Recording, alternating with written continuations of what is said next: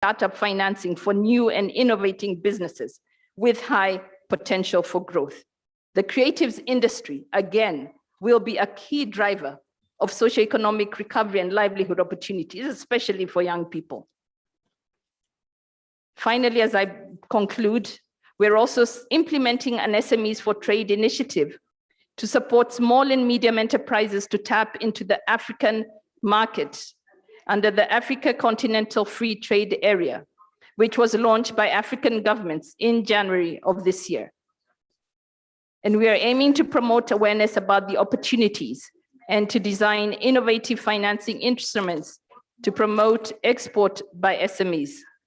This is an area with huge potential for the recovery of the tourism sector and Uganda's economy. And ladies and gentlemen, in the next few weeks, you will see a very vibrant discussion around this Africa Continental Free Trade Area and how Uganda can position itself within the region to be a leader, to take advantage of regional trade opportunities.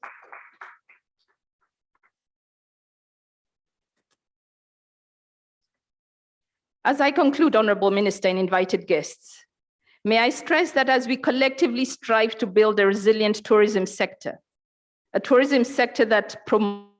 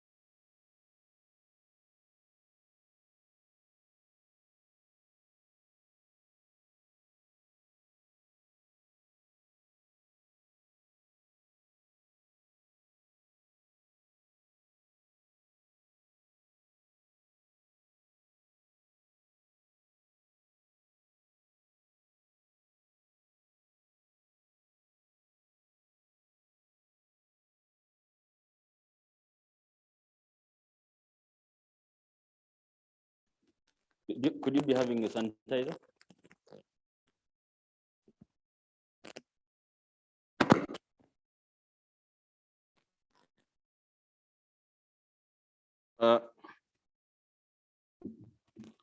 Oh, thank you, Lily. Thank you.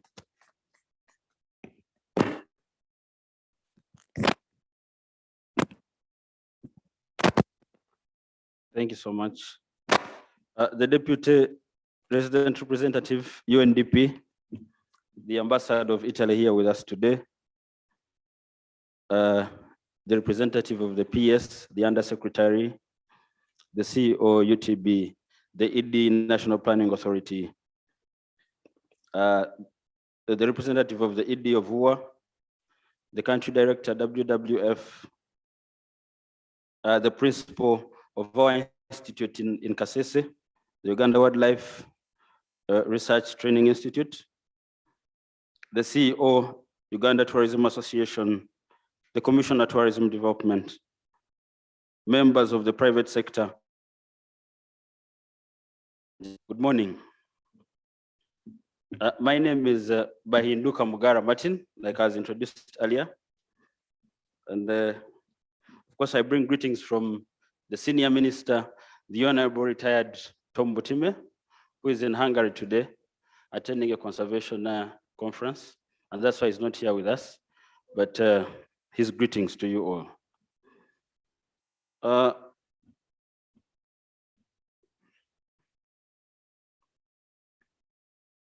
Uganda is joining the rest of the world to celebrate the World Tourism Day on this 27th September under a theme, Tourism for Inclusive Growth.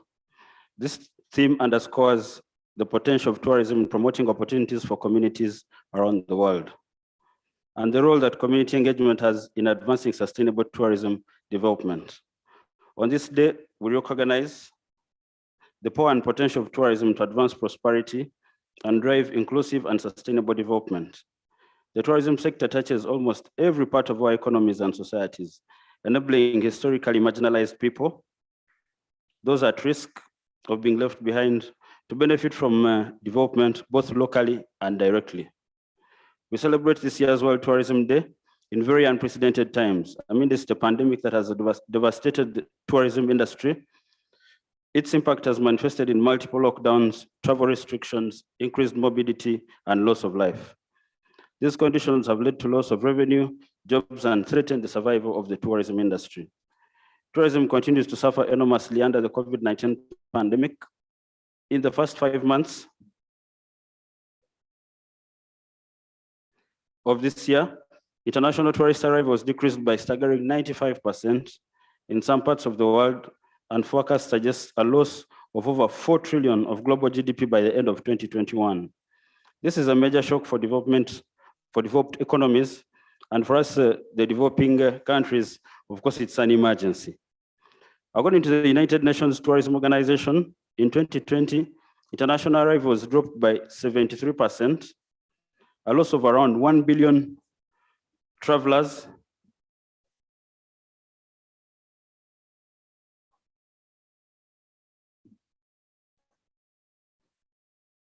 US dollars 1.3 trillion in export revenues, more than US dollars 2 trillion in direct tourism revenues, and placed over 1 million jobs, direct jobs, at risk. The impact goes well beyond the tourism sector. Indeed, the massive fall in tourism arrivals was responsible for 40% of the world trade in 2020. In Uganda, the tourism sector has encountered major disruptions and loss since the pandemic began. To place it into perspective, prior to the pandemic in 2019, Uganda welcomed over 1.6 million visitors and received over 1.6 billion US dollars in tourism revenue. This was all cut to 1/3 in the following year, and the prospects of 2021 are equally still bleak. The impact of these disruptions on the tourism investment, private sector enterprise, and our conservation efforts is significant and requires support. And I want to thank the representative of the UNDP for the support and the commitment to continue supporting. We appreciate. Thank you so much.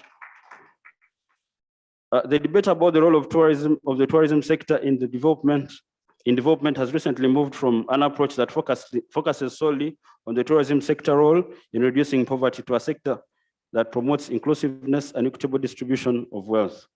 Even before the pandemic, the industry grappled with questions of equitable growth as the value of the tourism dollar was not trickling down in a fair and proportionate way, of course, to the local communities. That's why the current policy direction of the Ministry of Tourism and government is to promote this equitability and contribute to a balanced growth of the communities. The tourism industry can only prosper if it engages the local population by contributing to social values such as participation, education, and enhanced local governance. For the sustainability of the tourism sector, the focus on inclusivity should mainstream three important pillars.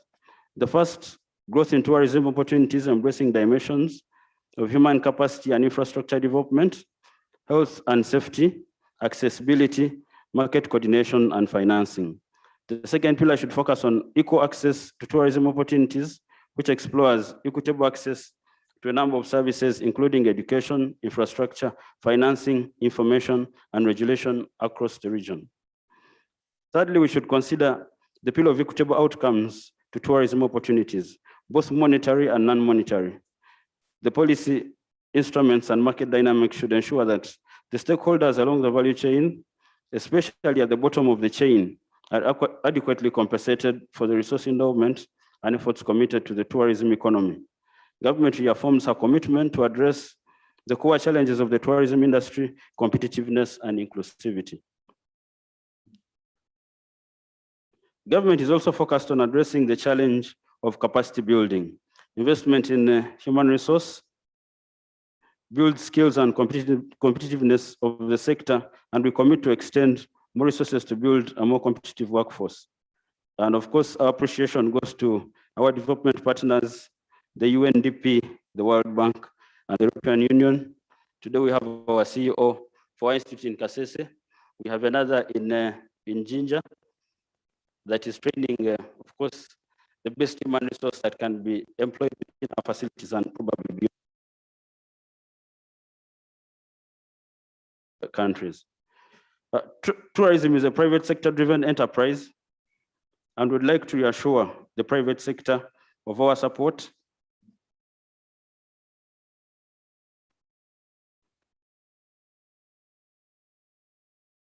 to facilitate of our additional investment into the tourism sector.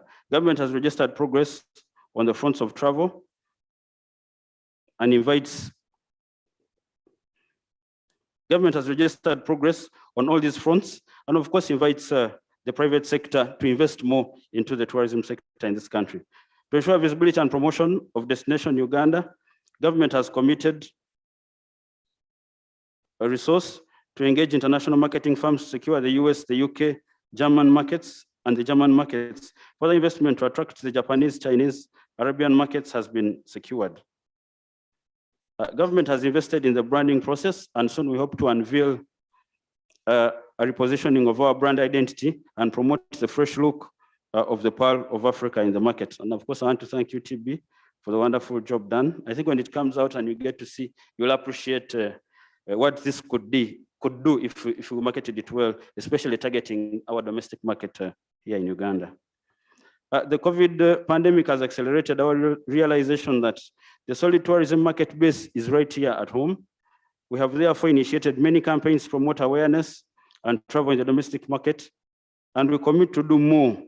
I call upon the private sector to focus on this logical segment by developing relatable products and the right pricing for this market. Of course, definitely, if we are going to enhance the tourism, we have to look at the pricings as well. The price of accommodation in most of these conservation areas is crazy high. And of course, I want to call upon the private sector and the hotel owners that as we engage, consider, of course, the Ugandan who cannot afford so much money.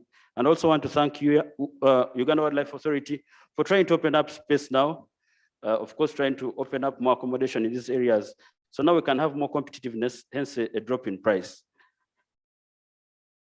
Today, as we deliberate on this topical issue of tourism for inclusive growth during this dialogue, Let us strive to generate new ideas of promoting competitiveness and inclusivity for all.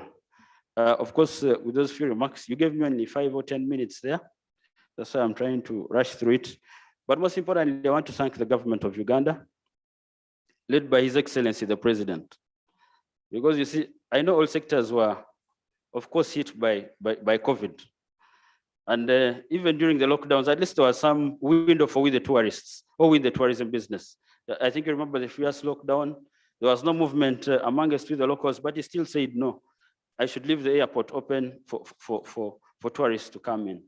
Recently, we've had a very interesting debate, of course, with Ministry of Health and the rest over mandatory testing, because I know a number of people are getting cancellations. But I still want to thank His Excellency, especially the Prime Minister, because we engaged. The Prime Minister first called us, of course, after raising our concerns. We engaged with the Prime Minister, engaged with Ministry of Health, and we saw how to probably make things easier for the tourists, such that this mandatory testing does not affect our business, of course, especially during this time of recovery. And of course, recently in Cabinet, His Excellency still put his foot down and said, I think the tour operators can agree with me. I wish to recognize our chairperson of UTB. Thank you for coming, Honorable Migereko. Yeah, so I was just telling you that the President did all he could and advised Minister of Health, please, I need a different way of handling my guests coming into the country, to the extent of even making a suggestion that if there were a possibility, he would rather pay, because by then it was $65, he'd rather use money from government and pay for the tourists the $65 so that it's not inconvenienced. So someone who has that much passion for the tourism, I think let's clap for him. Like we say, he's our #1 marketeer of Destination Uganda. With those few remarks, I want to thank you all. I want to thank our development partners, and I think we are going to continue engaging, like the Undersecretary introduced. Yes, I'm still new in the ministry, but I am very old in the tourism sector. I love touring, I love moving around, and Uganda is the most beautiful country there is. I also want to implore,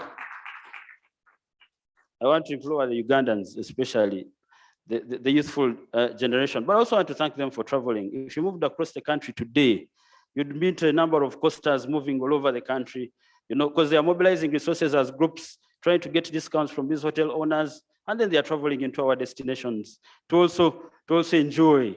So instead of going to Dubai and the rest, there's that bit of commitment. I want to thank them, but also want to implore them, please continue traveling. There is no beautiful country like the Pearl of Africa, like someone named it. If a white man came and appreciated it, he had traveled all over Africa and said this was the best. I know there are other countries out there that are good, but not as good as this one. Please move out there. I was somewhere in a conference in Nairobi, and I told my colleagues, ministers, that if you claim you've traveled to Africa and you've not been to Uganda, which is the Pearl of Africa, then you've not traveled Africa. So I wish to implore the young people, please, government has put good road networks to most of these protected areas. Like I said, even the smallest car, if it's that takes a little bit of fuel, put in that little, drive to protected area and enjoy what this country has to offer. We are going to do our best to make sure that we negotiate fair prices for you and we open up more space so that accommodation is cheap, because it's still a challenge. Thank you so much. And I want to thank all the partners for the support. I wish you a wonderful day, and may God continue blessing the Pearl of Africa, Uganda. Thank you.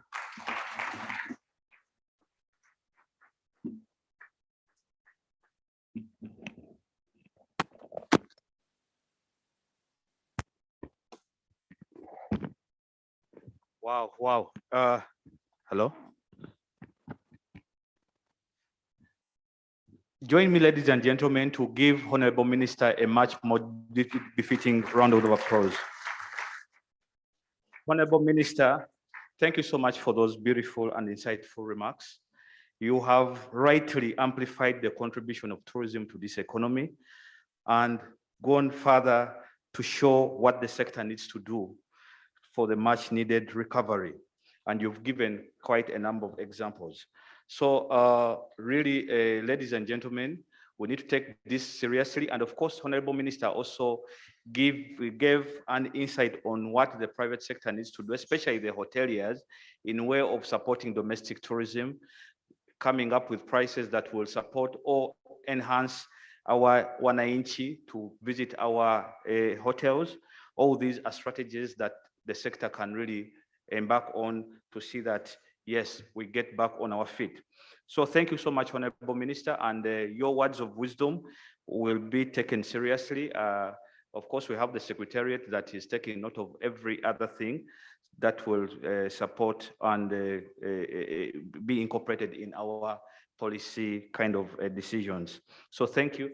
So allow me invite, before inviting my co-MC, allow me, ladies and gentlemen, to also recognize the president of Uganda Tourism Association. She's here with us. Where is she? Maybe she has stepped out. Allow me also to introduce, to recognize the CEO still of Uganda Tourism Association, Mr. Kawele. Yes, thank you for gracing this occasion. The principal Uganda Wildlife Research and Training Institute has already been recognized, but still there is no harm in waving to, yes, thank you, we recognize your presence. And of course, the one and only, the CEO Africa Tembelea, Mr. Baluku Geoffrey, we recognize your presence. Thank you for accepting our invitation. So,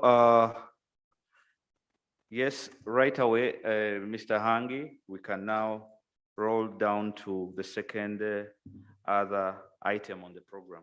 Thank you. Thank you very much, ladies and gentlemen. I think now we are much warmer, but I did not recognize the presence of Mr. Samuel Edem Maitom from Uganda Development Bank. Please just wave. We are going to do it like this. We have discussions, paper presentations. I'll invite the participants to come and take the seats. And I'll tell them the person who will moderate the discussion. But before we go there, how about we relax a bit by watching this very short video that reflects more on why we are here. Thank you very much. DJ, please just by playing that video so that you can watch it before. I just want to be fair. I don't want to play it when these gentlemen are this side. So I want them also to watch. Yes, thank you. So I think right.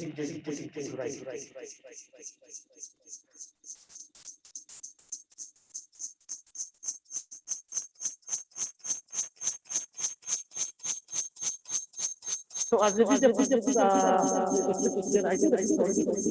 but we're playing there, we want to say that one of the clear ways demonstrating that we work as a team in the composition of the people who are here. What the private sector is represented, our partners, government partners are represented. The ministry is here with all the agencies. We have the hosts who have already hosted us. They've already hosted us. So that's what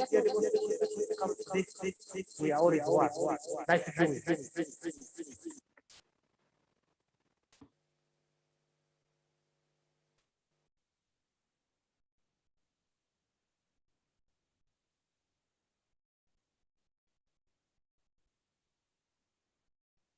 With vast wildlife and unique flora and fauna. Uganda, the Pearl of Africa, an endowed tourism destination with extraordinary natural beauty and happy people, making it the friendliest country to visit. Home to one of the highest mountain ranges in Africa, the Mountains of the Moon, the source of the mighty River Nile, with vast wildlife and unique flora and fauna. This is Karamoja sub-region, one of Uganda's unique and most conserved areas where tourism that is inclusive manifests itself. The sweet thrill of change in the atmosphere, the scenery of the plains, and of course, the sounds of the jungle in Kidepo Valley National Park. Hush, listen to the sounds of nature. Tourism is not only important to me, but also to the community where I come from. The benefit that I've got from tourism, I've managed to educate my children, and one of them is now in year 1 in the University of Makerere. And I've also bought some plot of land within Karenga town. I would have said even my children in the future doing this job after I retire, because I can breathe, I can see animals, I can have friends from America, friends from UK. Representing Karatunga as a tour operator for Karamoja. We benefit from tourism, of course, by creating income of revenue, but that's not where it ends. You know, we work together with the local communities, with tour guides, local service providers, different hotels, and at the same time, we also enable other tour operators and travel agents to sell the similar experience and all together build Karamoja through tourism. Uganda area mene akabusa fina jokna ekwa yon dang to bibite aturiam ipamete ada mara ngoleka ikishidada lakini roko ekwa ngina ra ko ngina kolong akabusa kakia. Believe it or not, from the time a tourist starts planning a journey to any destination of their choice, the host destination begins to feel the impact. When visitors come here to visit our village, they bring some money, and we get that money to take our children to school, and we enjoy with them everything. We have left even portion because of the donation they bring for us. I've got money through guiding, not within Lorkul, but outside other communities, especially the Ik community. Whenever I take the tourists there, they pay me what's called full day activity. And this money has helped me to buy the motorbike that I've been using. Like whenever I'm called in the park, come and take tourists or do game drives within the park. Here, they don't wait for ceremonies to sing and dance. It's a hobby. It's part of them. And tourists from all over the world are attracted to this unique culture.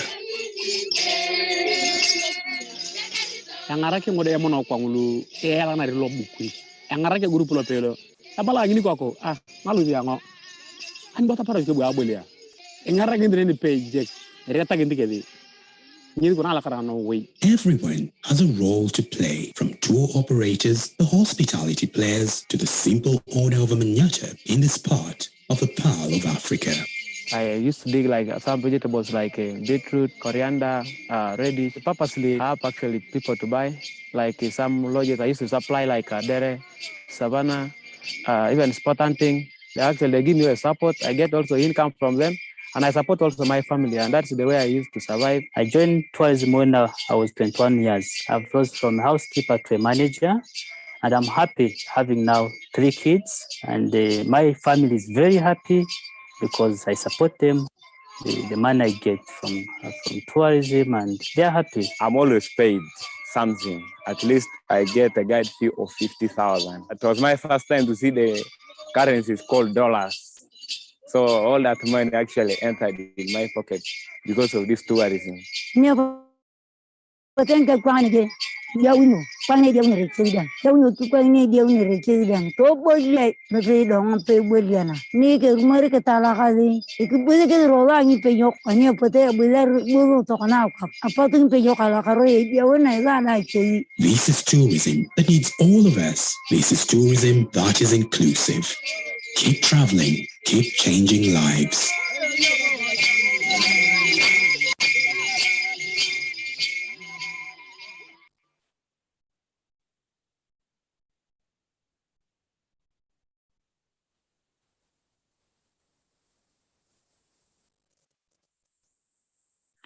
Very interesting. Every time you want to see about the country, because everywhere you go, it's always right from the place of the depot to the always amazing, you know. right from the north to down in the windy, interesting country. No wonder it's the Pearl of Africa. And when Ms. Lily is here and I forget to say the word Pearl of Africa, I know I'll be bad boy. So I have to always mention Pearl of Africa. Ladies and gentlemen, I want to invite Mr. Kawere Richard, the CEO of UTA, to come and moderate the next session. We are going to have presentations from the NPA,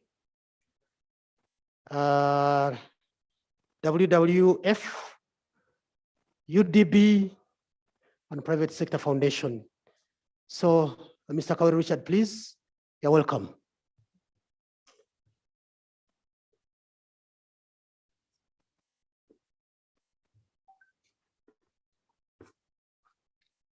The other part of being a director of programs, there are certain things you can't do even when you have the capacity and the ability to do them. You willingly hand over to others to do them. Because for you have to stick only to being director of programs. You're welcome, sir.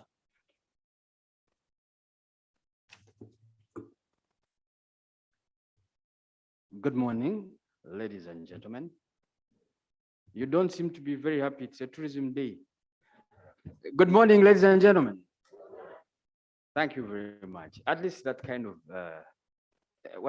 momentum voice brings out the happiness. I know we have been really scattered, surrounded by COVID, especially our industry. But one most important thing is that everybody in this house is still alive and breathing. That gives us the hope that tomorrow we shall be back in business.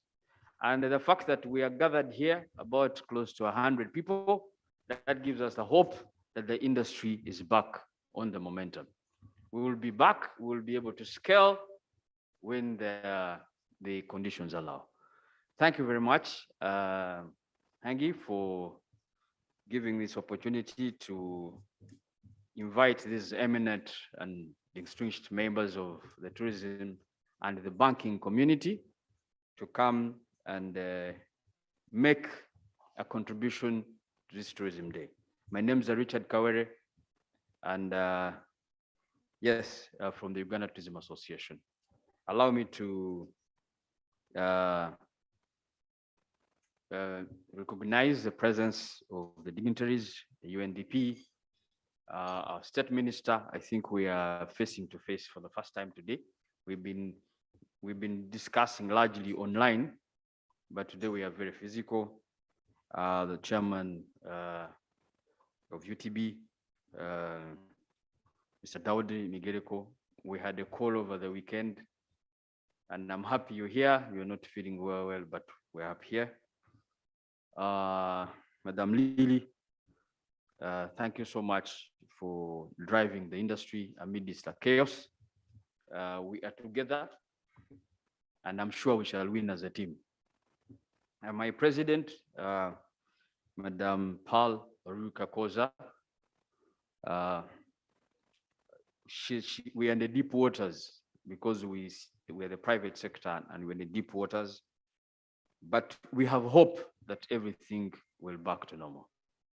The other members of distinguished communities, and you're most welcome. Allow me to invite these eminent Ugandans, and when I mention your name, you please take your seat. You've earned it because of the value you bring to this discussion. We have Dr. Muvawara, the Executive Director of the National Planning Authority. Doctor, you're most welcome. You please take your seat. Certainly, all of us will fall in line as a country and as sectors through his guidance. And I am happy to mention that Doctor, even sitting at the planning, he loves tourism and he loves culture. I don't want to add on, but he loves culture, and any community to survive must build its strength from its culture. Thank you very much, Dr. Mvara, for gracing us with your presence.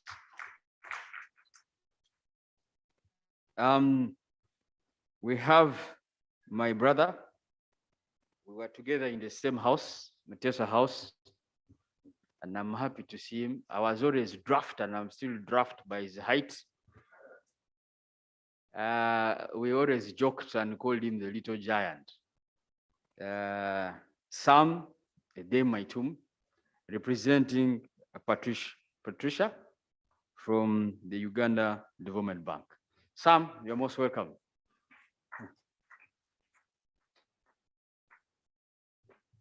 So you can imagine, you can imagine the kind of bullying I went through in Mutesa House.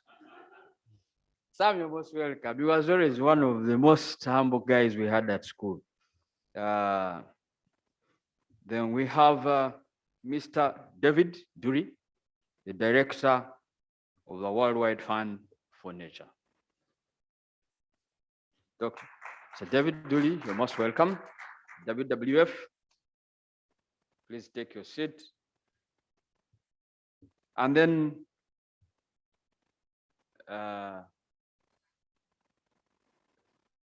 really don't accuse me for being gender insensitive. I never participated in selecting the panelists. And I'm registering the disclaimer. Otherwise, I'll be accused for not respecting the current movement and the contribution of the other gender into this. But well and good, these are all eminent and very resourceful people. We have Mr. Stephen Asimwe, Director Policy, Private Sector Foundation, and the immediate past CEO of the Uganda Tourism Board. I am sure, Stephen, you're in the right place. From the hot seat now to the policy seat. Let us see what we get to hear from. Sam will be talking about access to financing. Mr. David Dury will be talking about green tourism in Uganda, greening the tourism in Uganda. And Mr. Stephen Asimwe will be talking about equitability in the tourism sector in Uganda. Maybe during the general participation of the audience, I'll call upon the ladies to take the show, because now the top seats have been taken by the eminent gentlemen. So I'm going to give you all the seats in the discussion. So ladies, sharpen your ears as we listen. We're going to follow like this. We're going to have a presentation from Dr. Mvara, which will be about 10 to 15 minutes. And then the rest of the panelists will be using about 5 minutes. Thank you very much. I will invite Dr. Mvara to take the podium.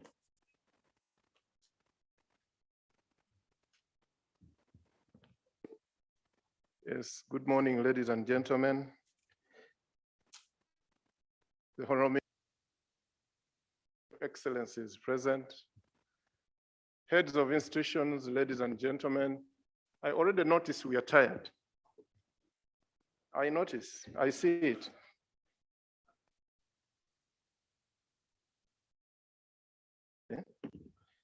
My job is a very difficult job. You asked me to prepare a paper in Uganda.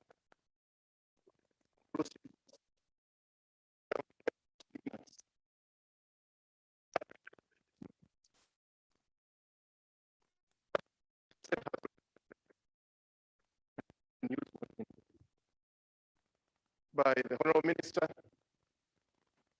Representative, and the PS. But I want us to quickly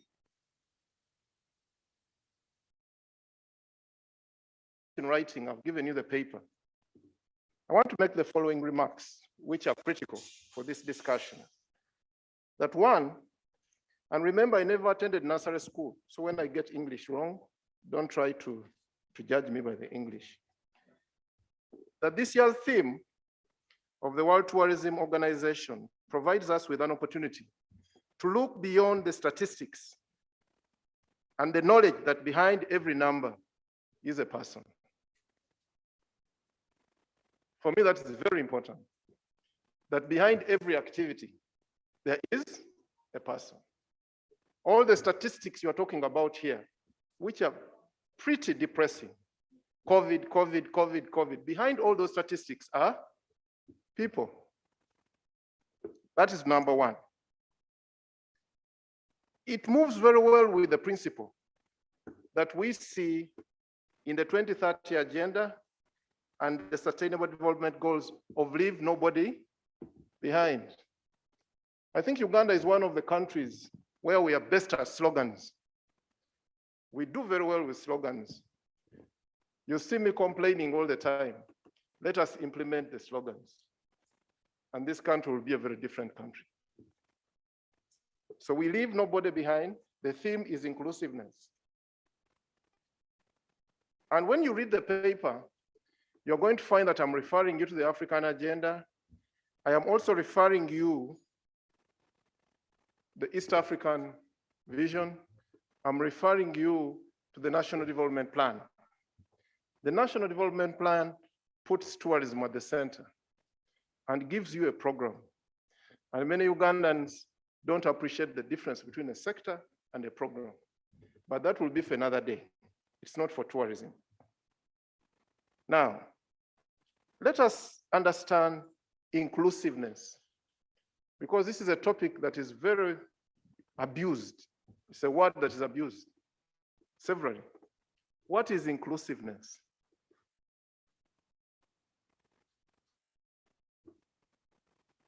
Many take inclusive growth to mean participation.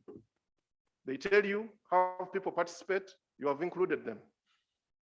I will give you an example. If I was a hotel next to a community and I get 1 million shillings and give it to the people, have I included them? Good question. If I'm Uganda Wildlife Authority and I get money and give it to the society around me, have I included them? Let me get it closer. Have I included them? Interesting question. If you're going to talk about inclusive growth, it must lead to equality of treatment, opportunity to the people, but also lead to deep reductions in poverty. So correspondingly, it must increase jobs. And more importantly, it must increase productivity. That is inclusive growth. So the tourism sector can now judge itself very well along that line. Productivity, equity, growth. So let us ask ourselves a question. Can we have inclusive growth if we don't have? Many people make a mistake. The most important thing, therefore, in that equation of growth is for you to first have sustainable growth, consistent. So let us ask ourselves a question. Has the tourism sector been growing? I think that is a very simple answer. Yes. Has it grown sustainably? The answer has been yes until COVID. Will it grow? The answer is yes. You know, you're going to have a base effect. The tourism sector is even going to grow faster because the base is going to be small. So people of statistics will start confusing you. The tourism sector now is growing at 30%. What does that mean? So what we are talking about here is that you must have consistent growth of the sector. Then that is now the necessary condition. The sufficient condition then is that you must have inclusive growth. One comes after the other. So shouldn't we clap ourselves for the growth? We should. Have we been inclusive? Yes and no. And that's what I come here to do today. And of course, in writing this paper, I looked at the situation analysis, which you know better than me. I'm not going to even attempt because you know it better than me. But I want you to look at table 1 on page 5 of that paper. It speaks volume. Just look at that table. And at the end of the day, I'll ask some questions because I'm also a teacher. I don't want speaking and I don't ask questions. Ugandan tourism, look at that table. It speaks volumes. Look at the receipts. Look at the direct contribution to GDP. Look at the foreign visitors. Then look at domestic spending. Domestic spending. Then look at leisure, tourism spending, and business travel. It speaks volume for this country. There's something you must touch as a tourism sector to grow even faster for you to be equitable. And from this table, who can tell me that? By the way, adults, all answers are right. And I am being inclusive. I am very inclusive. Therefore, can you answer my question?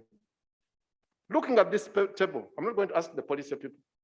I'm asking us, when you look at this table, where is the lever for this country?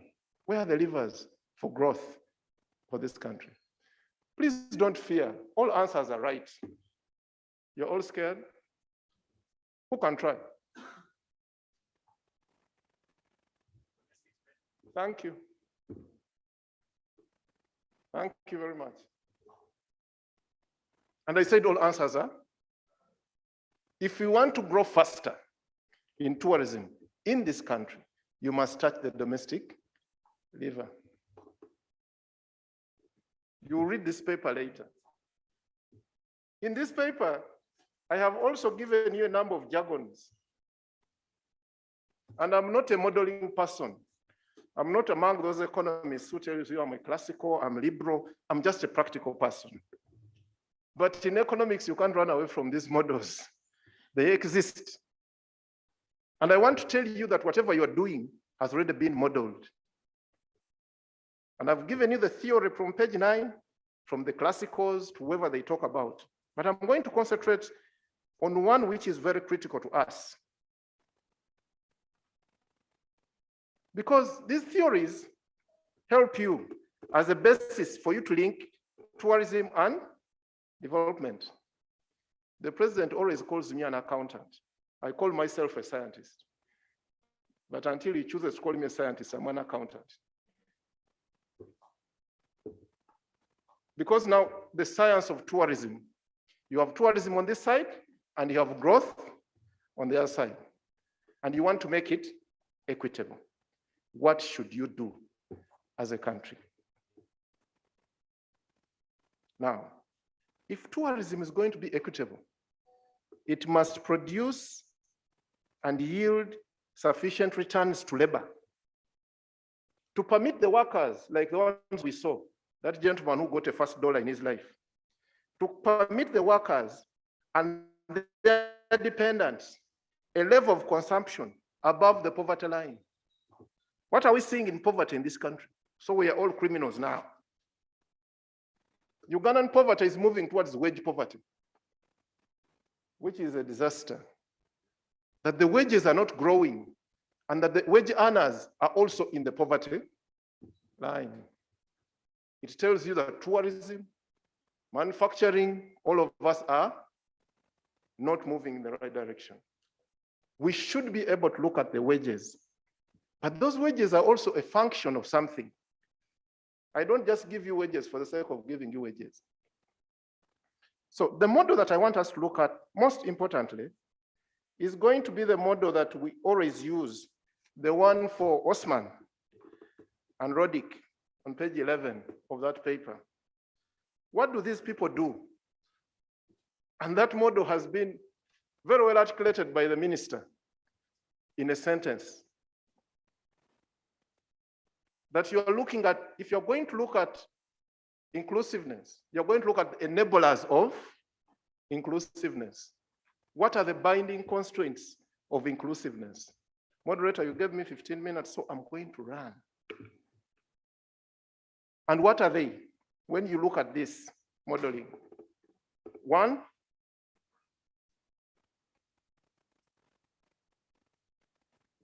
you're going to look at the 3 pillars. And what are those pillars? Growth of productive employment and opportunities, which the minister talked about very well. Equitable access to those opportunities and equitable outcome. Growth of productive employment opportunities, equitable access of those opportunities, and equitable outcome. When you look at the paper, I have also given you a table and tried to translate that into a simpler table below it. And I'm hoping you're going to read it. Now, let me concentrate on the recommendations that we think are critical for inclusiveness. Number one, we need to maintain and sustain economic growth because it is the first step of inclusiveness. So the first thing for us as a sector is that we must start growing again. Don't tell me about inclusion before I have anything to include.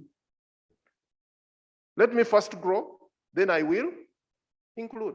It is a process. I hear people talking about efficiency and effectiveness, and they forget one comes after the other. You can't be efficient unless you are effective. If an engine is not running, how do you say it's going to be efficient? It won't. So as a government, we must ensure that the tourism products in this country are growing, that the private sector is thriving. And what is the bad news, Honorable Minister? When I look at the numbers, they are very bad numbers. And I am good at giving bad news, but not giving very good solutions. They are very bad numbers. When I look at the Bankers Association, Honorable Minister, we have helped each and everybody. We haven't helped tourism yet. And I am the planner speaking. When you look at the books of that association, foreclosure of hotels and tourism facilities is going to be a reality in a very short time. So as we celebrate this day, I want us to know that we must work together, find the right solutions to ensure that we grow again. Otherwise, I can see hotels turning into something else because of the depression and the kind of decisions we have also taken to survive. And you have to forgive us. We closed down all works because we needed just to survive. We knew it was going to affect the hotels and the tourism sector, but we had no choice. We needed survival. We needed vaccines. And I'm happy now vaccines are on the roads of Kampala.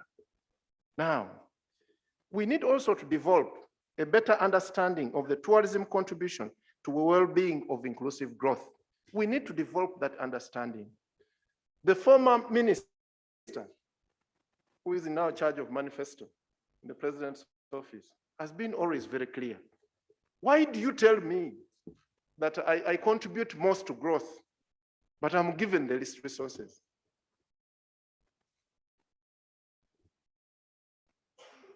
I think the understanding is not coming well. And Honorable Minister, we need to understand that. And we are available at the Planning Authority, sir, to work with you on some of these issues.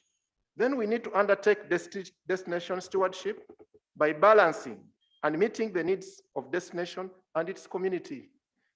For God's sake, when you come to Busoga, you must come differently prepared than when you go to Toro. You are likely to find a more clean society in Toro. We are working on making Jinja more clean. Then Uganda's tourism marketing should be focused on attractions where Uganda has a comparative and a competitive advantage. Ladies and gentlemen, what has happened and what is going to happen? The resources to the sector are not going to be growing anytime soon. What am I asking? That we must use whatever resources we have efficiently. I love Pearl of Africa. I love Gifted by Nature.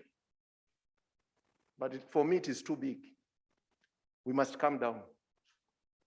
We must calm down. What is Gifted by Nature in the context of Uganda?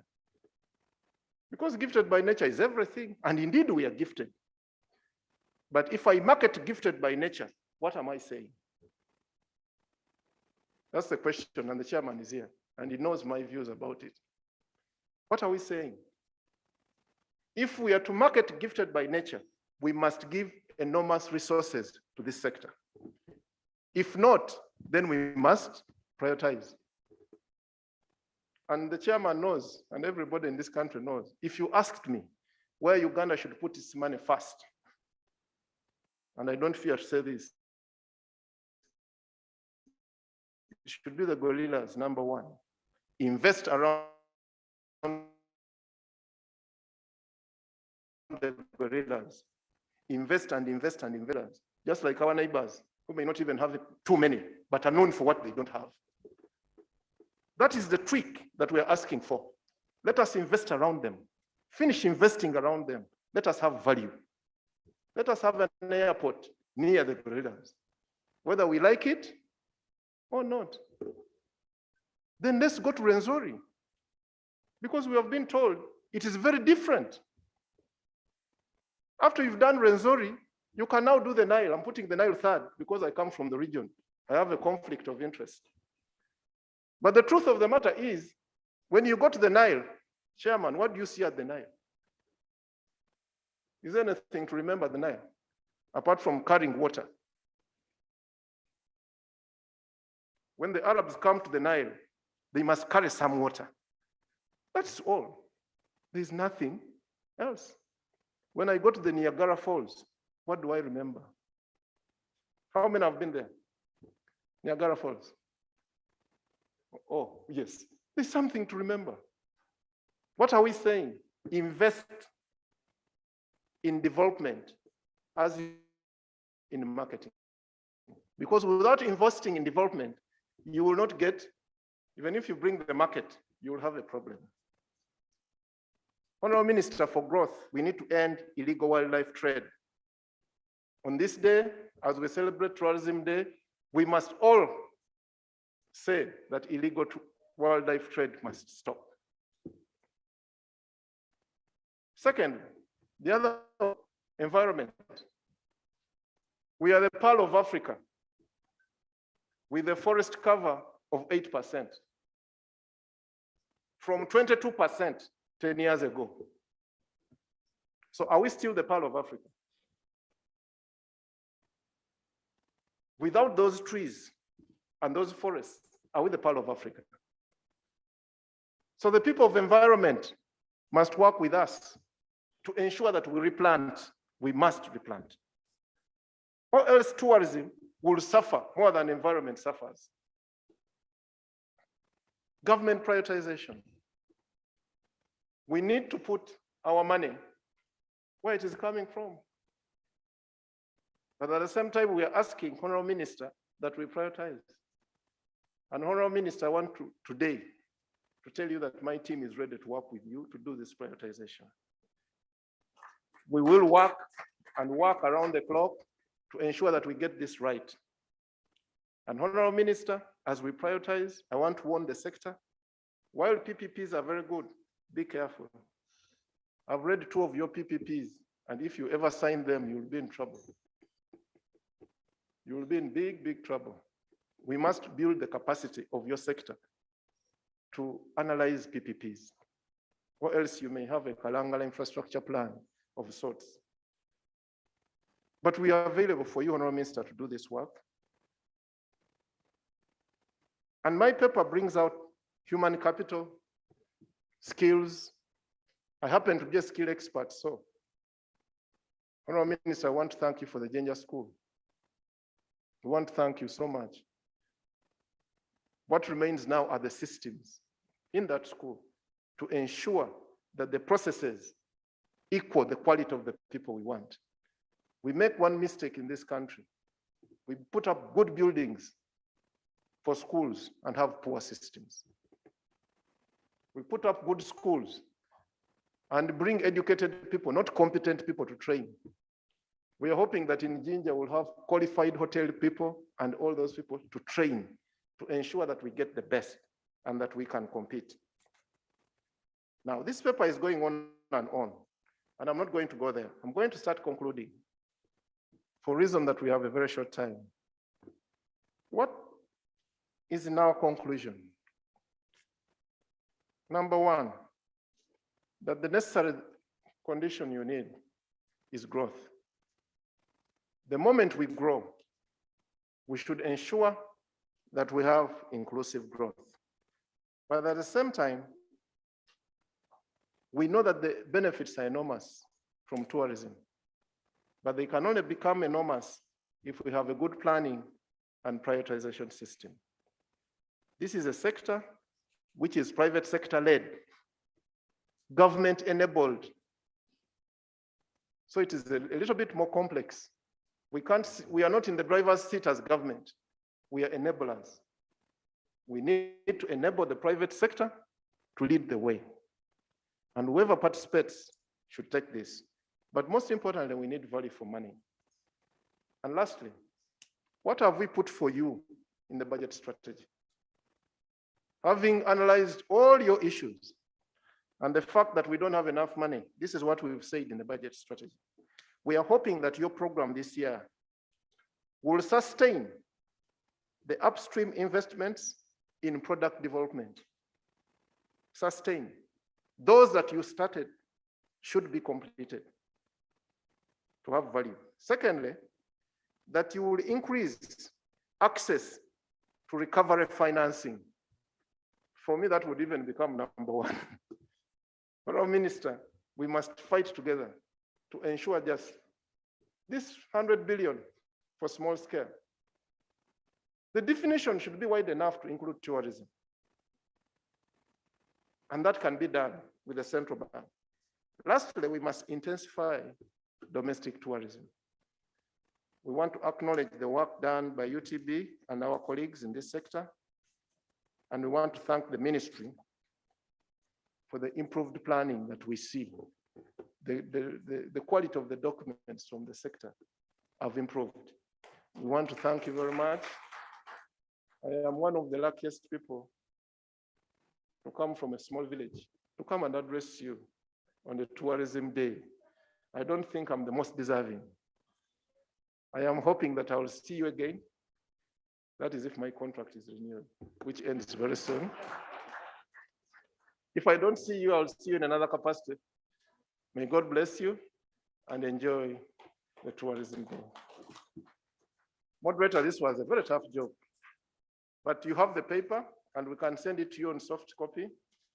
We have offered as the authority to improve this paper further and have it published in the best journal of tourism. And I hope that you will all contribute to improving it. Bless you.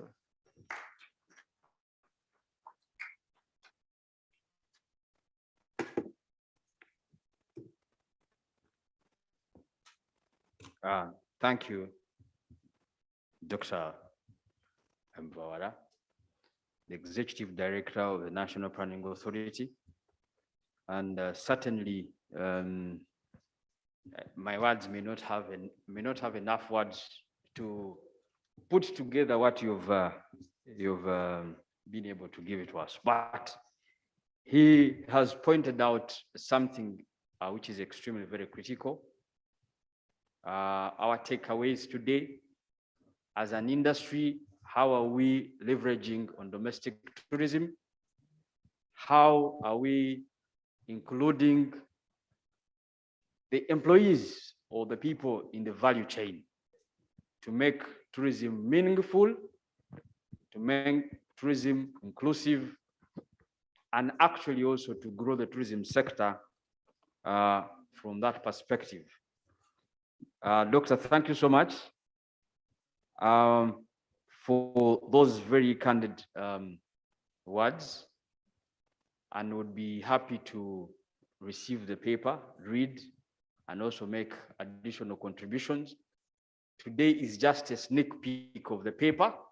because the day has a time frame to end, but the kind of knowledge he has shared, we could debate it for the entire year. So from that regard, I would request the ministry to ensure that the paper is available online for us to be able to read and for the other members to be able to make an input. Dr. Mvawala, we can't thank you. We only appreciate that you actually accepted to be part of this great World Tourism Day. I can see the members getting a little bit tired, and we certainly need some energizer. Yeah, we need an energizer, and I'll request you to stand up. My friend Theo from Karatunga, please come. Yeah, you're going to give us a quick energizer. Yes, my friend. And FC member time, he's the man of the energizers. Yes. For me, I can dance very flexible, no problem. But energizing games, I know somebody who's very fast. And that is Martin? Yes, Martin, yes. Yes, and you're also competing for the sun, huh? Yeah. Okay, Martin.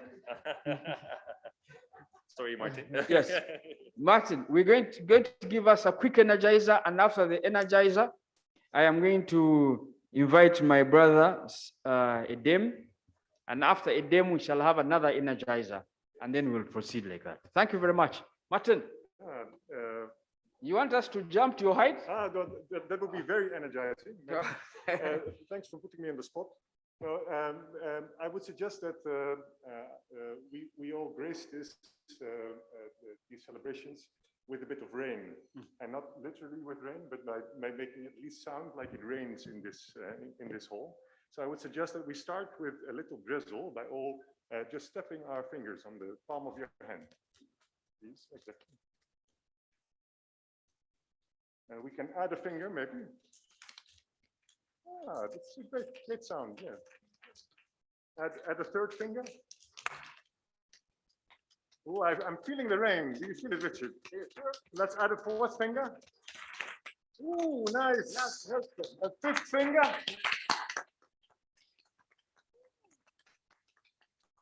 And the drizzle is just diminishing a bit. We're going back to 4. Going back to 3. Going back to 2. And going back to 1.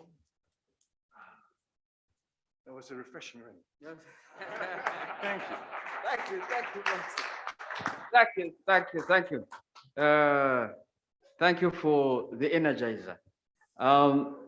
We are going to have Sam to give us largely Sam's presentation is supposed to fit into Dr. Mvawala. One of our constraints as an industry is capital development finance. And given the fact that we are coming off the pandemic, as Dr. Mvawala has presented, with imminent foreclosures, we really need to listen to how does the sector access affordable financing for survival. Because if we go for foreclosures, then definitely we'll not be talking about tourism tomorrow. We must ensure that the private sector survives. And there we have Sam to come and tell us what is it that is there for the Uganda Development Bank to be able to support this industry. Sam, you're most welcome. Thank you very much, Richard. Very kind. Ladies and gentlemen, distinguished ladies and gentlemen, excellencies, honorable members, and all of us present. I had prepared a presentation, and financing is something I would probably be able to spend the whole day on, but I've been limited to a few minutes. And I'll just give you a brief background about where we're coming from as UDB and the role we can play in financing the tourism sector, not only going forward, but through these challenging times of the pandemic. So UDB, as we all know, was started in 1972. It's been around over 50 years. It's 100% government owned, has two major shareholders, Ministry of Finance and the Ministry of State for Privatization. We have a board who report to our shareholders. We're supervised by the Pariseto Monitoring Unit, COSASE, and the Auditor General carries out our audit. Under the legal regime, we're a private limited company and registered as such. Currently, we subscribe to prudential supervision from the Associated of African Development Finance Institutions, and we are in the process of seeing how we can onboard the central bank to enable us to be supervised. As a bank, we've managed to achieve a number of things over the past years. We have a Fitch rating of B+, in line with the country rating. We have an ADFI rating across Africa as a development finance institution of A+. We are one of the most improved development finance institutions on the continent. We have demonstrated our ability to not only sustainably, but responsibly manage the resources that have been given to us by the state. We have won FIRE awards, that's for financial reporting, a number of years in a row. We are also the first development finance institution on the continent that is part of the Sustainability Standards Certification Initiative. Who are we? What do we do exactly? So we were set up to profitably finance viable economic development in the country by assisting in the establishment, modernization, and expansion of key sectors, and in that process advise customers in relation to the above.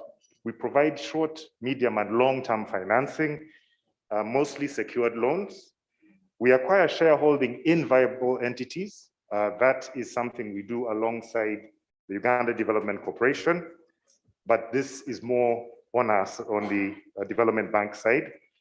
We also make these funds available for reinvestment by selling on the shares we've invested in those businesses and from the collection of the loans. So our major purpose really has been to improve the quality of life of Ugandans. That is by focusing on projects that change social, economic, health, education, focus on our environment, and improve all those conditions in generally for the development of our country. We focus on three main high impact goals, which are the reduction of poverty, and this is how we look at improving people's livelihoods through inclusive financing options. We're looking at building sustainable food systems, not only for our country, but because in this instance, for example, food is one of those elements that contributes or has potential for tourism, as we have looked at, talk of culinary schools or culinary experiences that could form part of the whole immersive tourism experience in Uganda. We're also challenged with promoting sustainable industrialization for the country. The key sectors we focused on are agriculture, industry, and tourism, because we believe these are the sectors that will take our country to the next level. There are enabling sectors within that, which is human capital development. We have all spoken about the importance of a technical and vocational institution. Do we have the right manpower to, to take us along this journey as we improve in tourism, as we improve and grow our industry, and how do we increase our agricultural productivity if we don't have the right technical and vocational skill? The other sector under human capital is healthcare. If we do not have a healthy population, how will we achieve all this? So these are some of the areas that we are focusing on financing.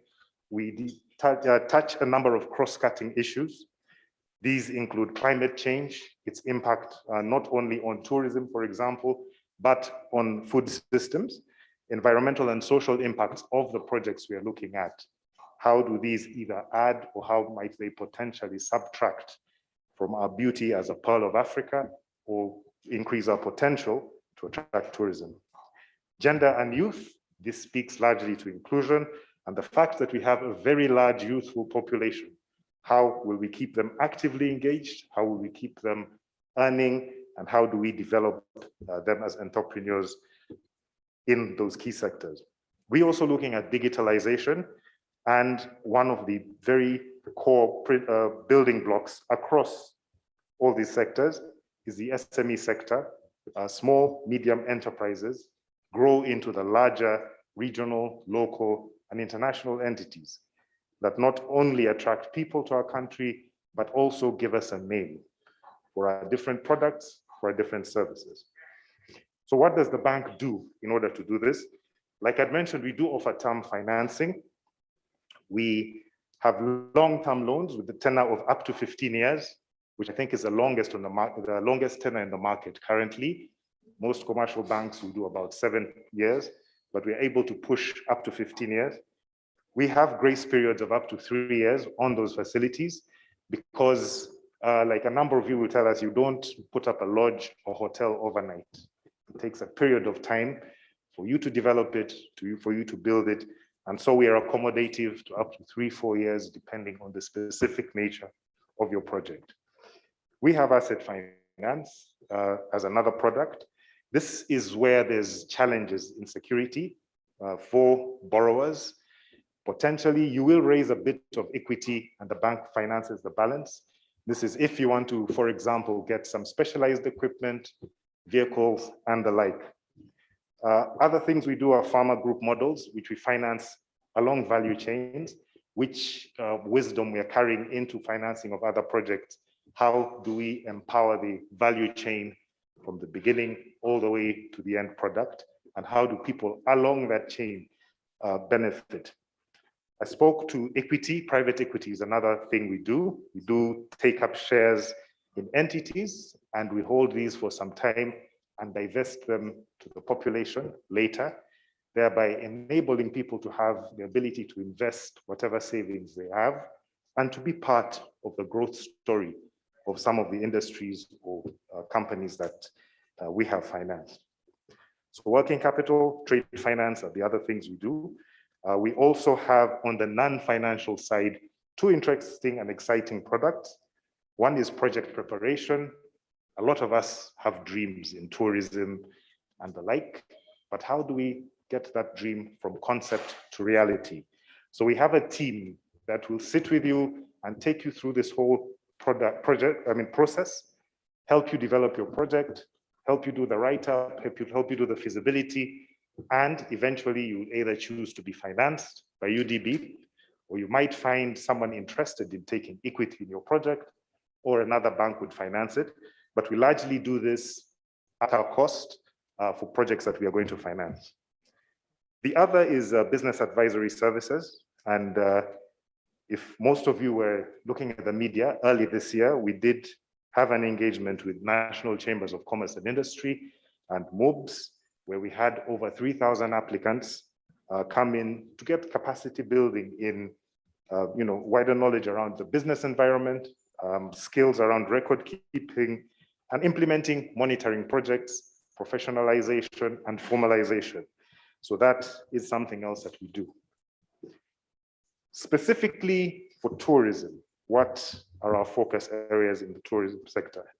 So we are looking at financing the development of accommodation facilities in game parks and tourism destinations. Our major focus for now is outside of Kampala.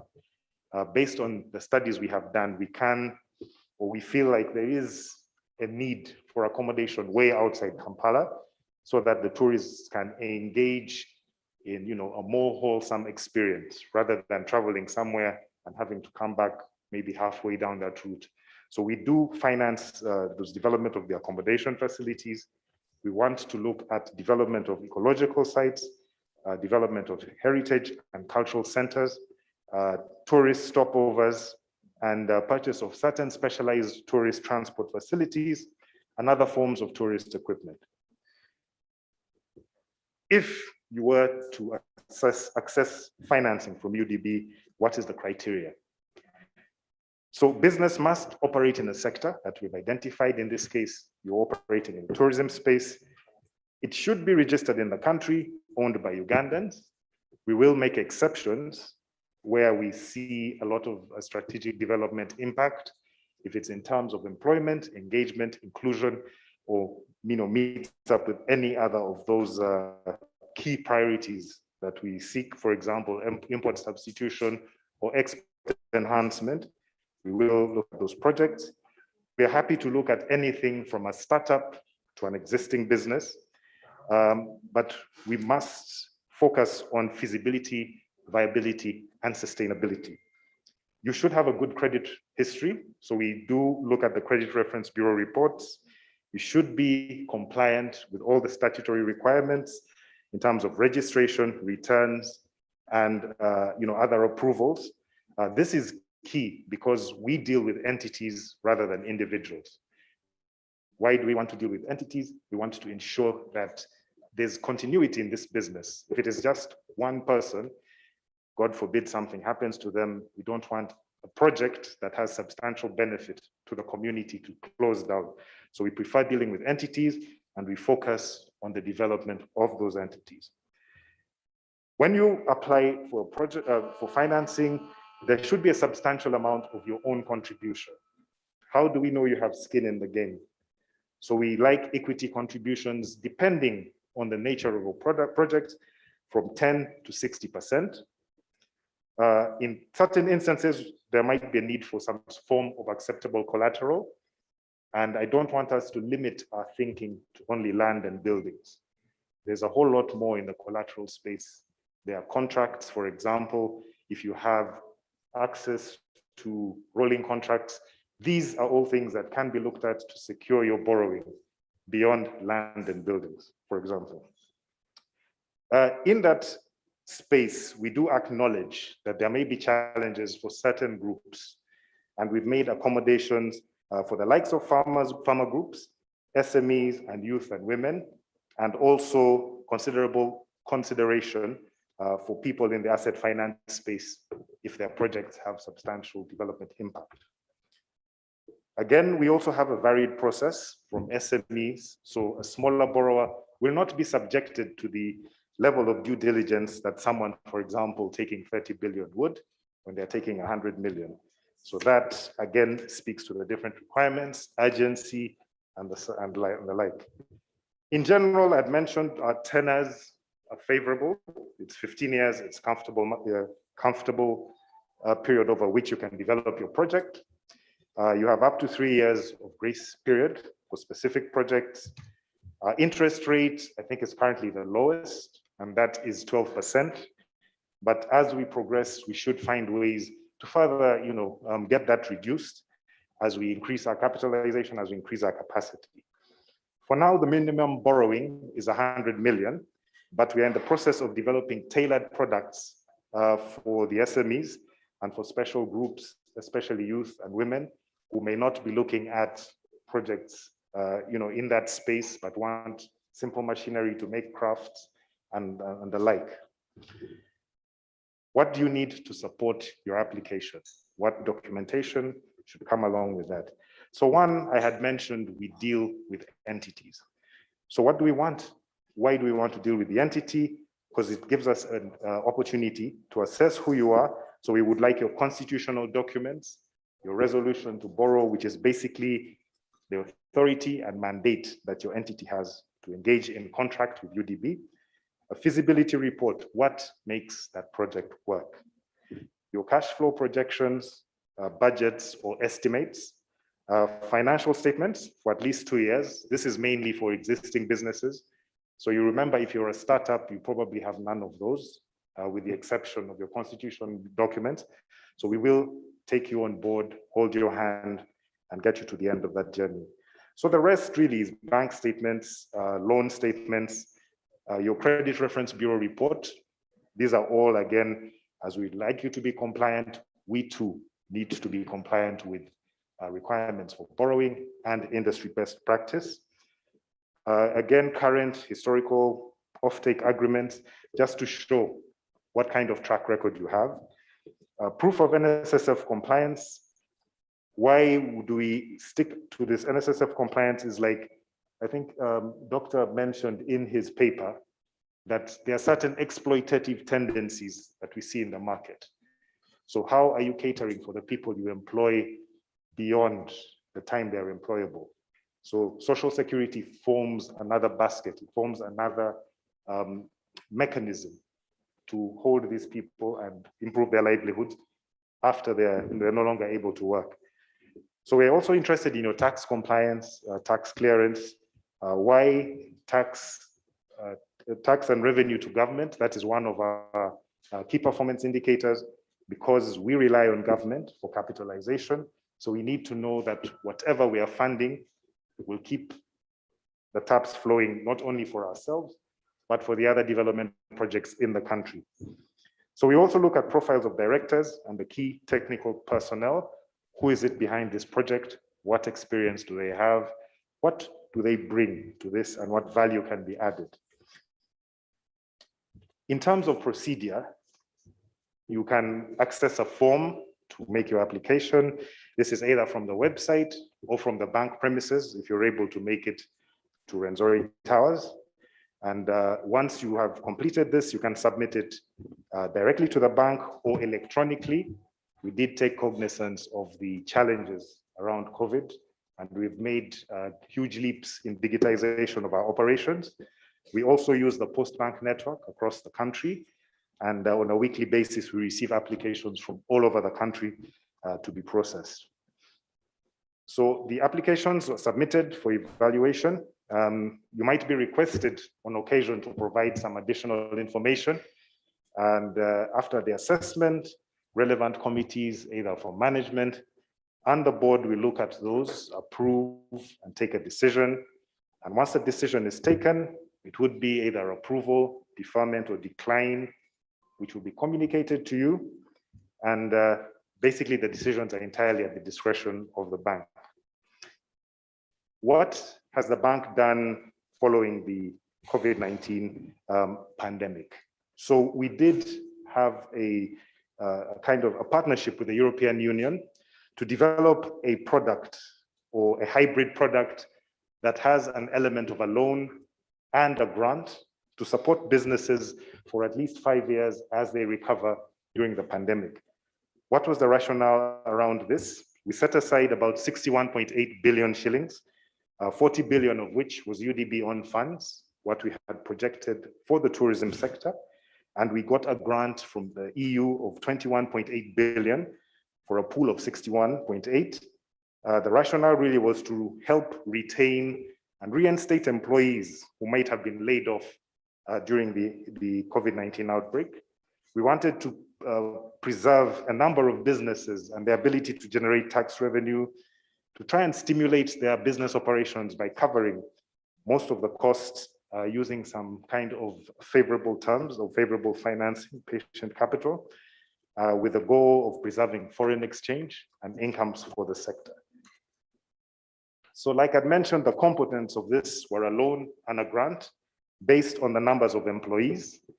It's a concessional loan at 12%, but effectively you'd pay 8%, given that a certain proportion of this would be covered by the non-repayable grant, provided you met the conditions of maintaining at least 50% of your staff in the first 12 months and raising that number to 75% of your employees, subject to certain caps. That loan, again, I said, is 5 years with up to 2 years grace period, which we hoped would have been sufficient to cover the worst part of the pandemic. And on top of that, we threw in advisory services. Should you need help with restructuring, reforming your business, that is also available as part of the package. The beneficiaries in this case were members of Hotel Owners Association and OTO.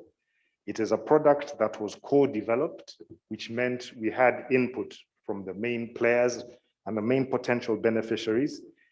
They had to be businesses in the country, registered in the country, with a good credit history, some form of audited financials, to enable us to assess your financial viability, sustainability, and ability to pay a loan component while continuing operations for the duration of the facility.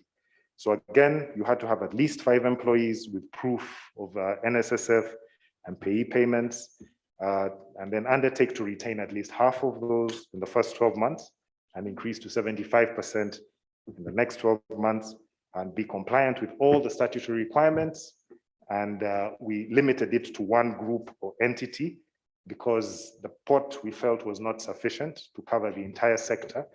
And from our experience, not everyone was able to apply for it and get it. So we limited it to one group and a maximum of 1 billion shillings.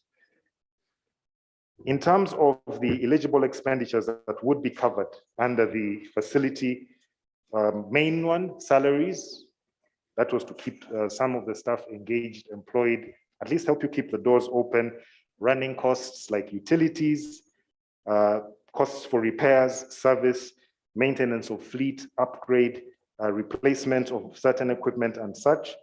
What we were not going to finance in that rescue package was loan refinancing, any additional construction, because for construction we have an open window under the tourism finance project, subscriptions and memberships. That basically covered it. Again, other conditions, the limit was 1 billion shillings with the loan component being repayable. We had certain brackets for maximum grant. Someone with 5 to 20 employees was eligible to a 40% grant on the total request to a maximum of 20,000 euros. Other details will be shared, all the way to someone with 100 plus employees who would get a 25% grant to a maximum of 60,000 euros. So again, we adjusted our credit assessment criteria to look at a few and not everything, given one, this was supposed to be an emergency intervention, and the fact that the times were different. It was a different type of situation that needed a different kind of thinking. So we did our assessment based on 2 years performance, analysis of the eligible costs, looked at security availability and what could be provided and what could be shared. We also assessed the other exposures, things like same shareholding, profiles of directors, and also conducted site visits to see who was open, who had closed, and what it would take to get you back on your feet. So the current status of that project has been that we received 94 applications in all from the first call. Of that, 39 have been approved, 39 were declined, and 16 are currently being reviewed after engagement with the owners. We've disbursed about 4.8 billion in grants so far. We've also approved about 10.9 billion for loans, 15.7, which is now committed. That is in the process of finalizing the arrangements to draw that down. 25 of the applicants have received their grant, and 13 have received the loan component.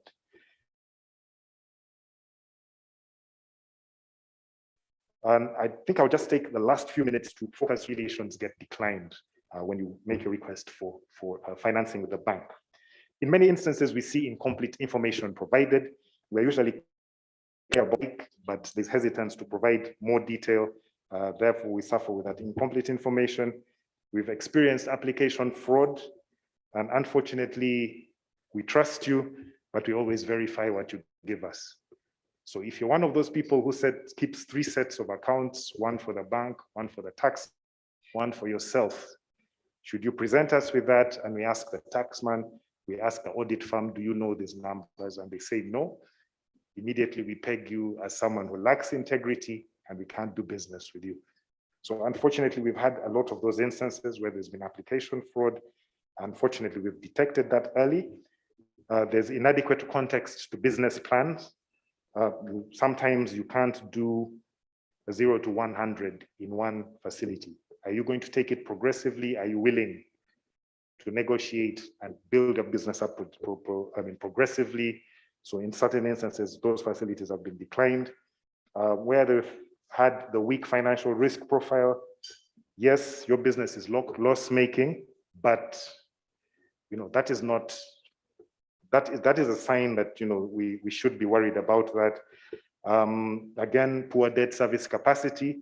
Some of you think when you transact on your personal accounts, that should be considered, but we primarily look at the project. And in many instances, we end up declining facilities. Adverse credit history, if you're not managing your other obligations elsewhere, to us, it looks like a habit. So it is best that you be in the good books everywhere else before you come to UDB. The other really is around facility and security structures. But like I mentioned, we have a business advisory unit. We have project preparation who can help you in your journey to receiving facilities from UDB. So with that, I would like to thank you and mention that we are open for business, ready to finance the tourism sector for new projects, existing projects, but we will also be having a second call under the EU scheme for impacted hotels. We've learned a number of lessons, from the whole COVID experience, what is happening, and maybe we need to revise the rationale around that intervention and see how we can reach a whole lot more than the probably about 50 people who will benefit out of the 94 that applied. So with that, I'd like to thank you very much for your attention and hand over to Richard.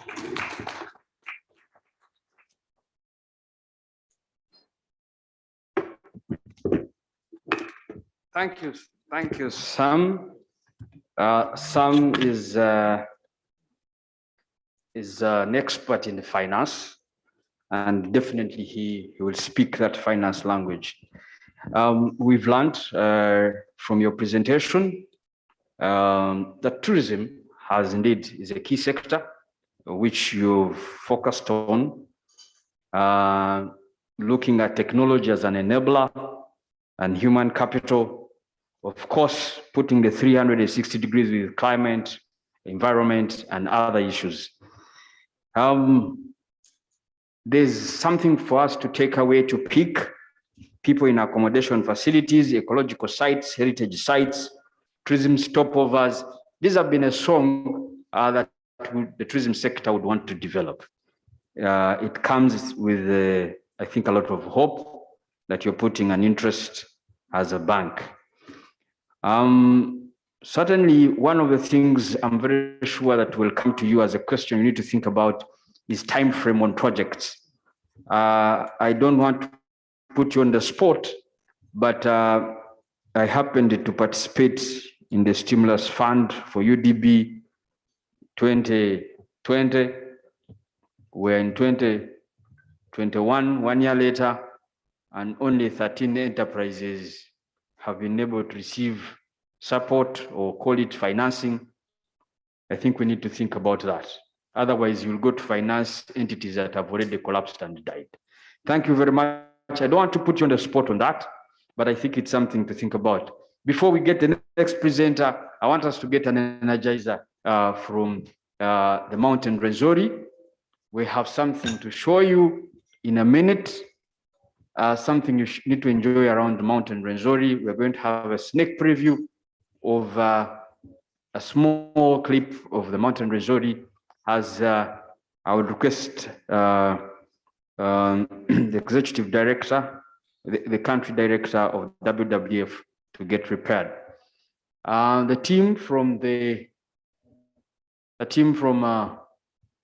technology, can you please pass that enticing and energizing clip? Are we there?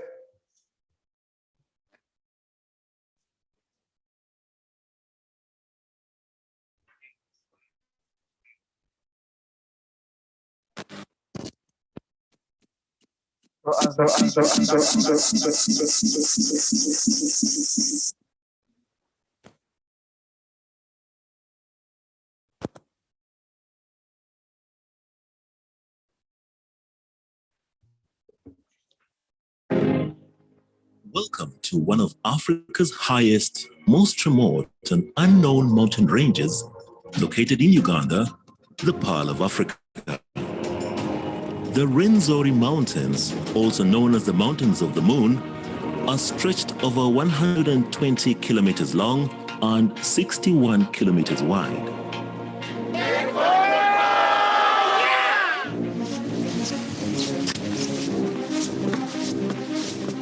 Come and experience Africa's most beautiful alpine area.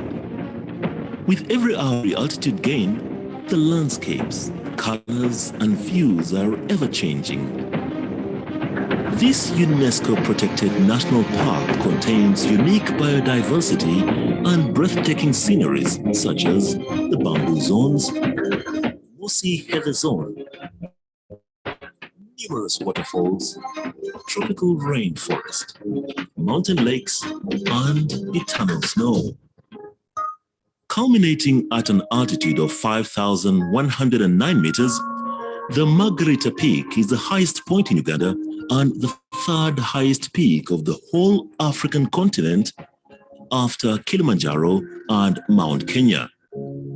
This mystical and demanding mountain range is located on the foothills of Queen Elizabeth National Park, one of Africa's most popular game drives, and a few hundred kilometers from the Bwindi impenetrable forest that inhabits the endangered silverback mountain gorillas. Rwenzori Mountains offers trails for all levels of hikers, which range from 1-day to 10-day trips. The shorter trips are not as physically demanding and still showcase the amazing beauty in the art of nature, including rare vegetation and numerous waterfalls. This unique biosphere is a true gem that needs to be preserved, not only for the many endemic species it contains, but also for the local community which directly benefits and lives from the mountain's gifts.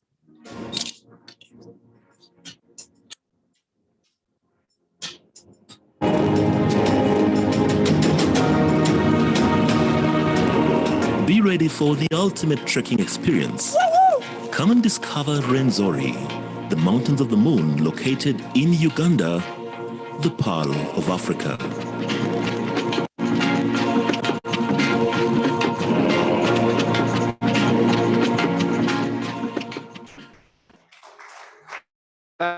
Thank you very much. Welcome back from Mountain Rwenzori and Mountain Rwenzori National Park. I think you've seen why we are the Pearl of Africa. Certainly, it's a challenge that has been called that until you've been able to scale the mountain, you have not yet seen what Uganda is about. So, Madame Rosemary, I'm challenging you to a climb. Thank you very much. As we go to the next presenter, I want us to keep it extremely brief, but insightful and enjoying. We're going to have Mr. David Dury. Mr. David Dury is a scientist in forestry, in biodiversity, rural landscape, and he has been at this game for more than 11 years. Thank you very much, Mr. David Dury. It's your time to come and speak to us about greening the tourism sector in Uganda. Thank you, moderator. The Minister of State, Tourism, Wildlife, and Antiquities, the Permanent Secretary, the Ministry, the UN resident representative, dignitaries, ladies and gentlemen. It's quite exciting for me to come and talk immediately after this energizer, having been somebody who climbed the Rwenzori Mountains up to Margarita Peak. One thing people don't talk about the experience in the Rwenzoris is that as you get to the point of going to the Margarita Peak, you have to do rock climbing using ropes, and nobody teaches you.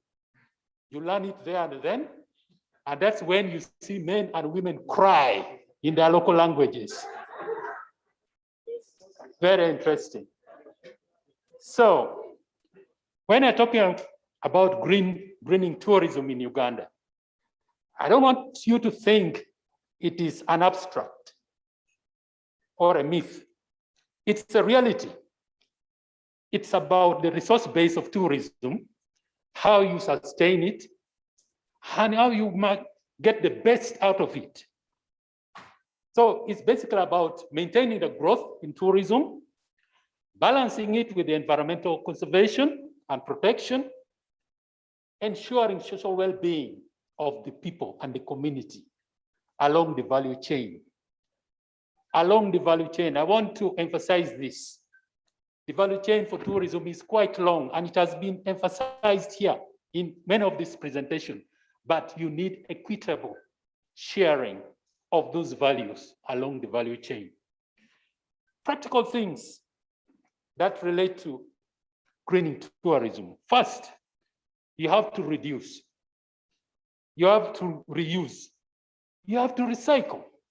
What is all this you are reducing, reusing, and recycle? Is the materials and the commodities that enhances tourism. Very important. Protecting our cultural and natural heritage. Cultural, natural heritage, very important. These are the basis of our green tourism in this country, endured with. We know about the Kasubi tombs. What happened to the Kasubi tombs so many years ago? We all cried. It's now a World Heritage Site. It has transited from being a cultural heritage to a World Heritage. The buildings, what happened to Makerere University? Many of us who studied from Makerere, when it caught fire, what did we feel? It's a heritage. It's a building. It's just a building. But it's something that people will come and see. And from it, you harness economic and social development. In tourism, very important. Now, we talk about the things that we know. Protected areas, their habitats, and the species they are in, endangered, threatened, and all this has got to be enhanced to ensure greening tourism in this country. Now, what does it take then? And I say this is not a myth, this is a reality, because it's happening in many parts in the world. Certified sustainable tourism, certification of the products, of the resources, of the services that come from tourism. We have certification bodies. In this country, we have the Forest Council Stewardship. We have the national standards for certification of forest products. When I see this product here, this is a forest resource product. Where is it coming from? Is it coming from an area which is sustainably managed? Is it being processed to this product in a sustainable way? Are the machineries that are being used to process all those things you see on your tables, the carvings and what, are they sustainably managed? That is what it means by certification. If a tourist comes and takes this and it's a certified product, he's not going to be asked or embarrassed at the ports, at the airports, because it is certified. It's a global system.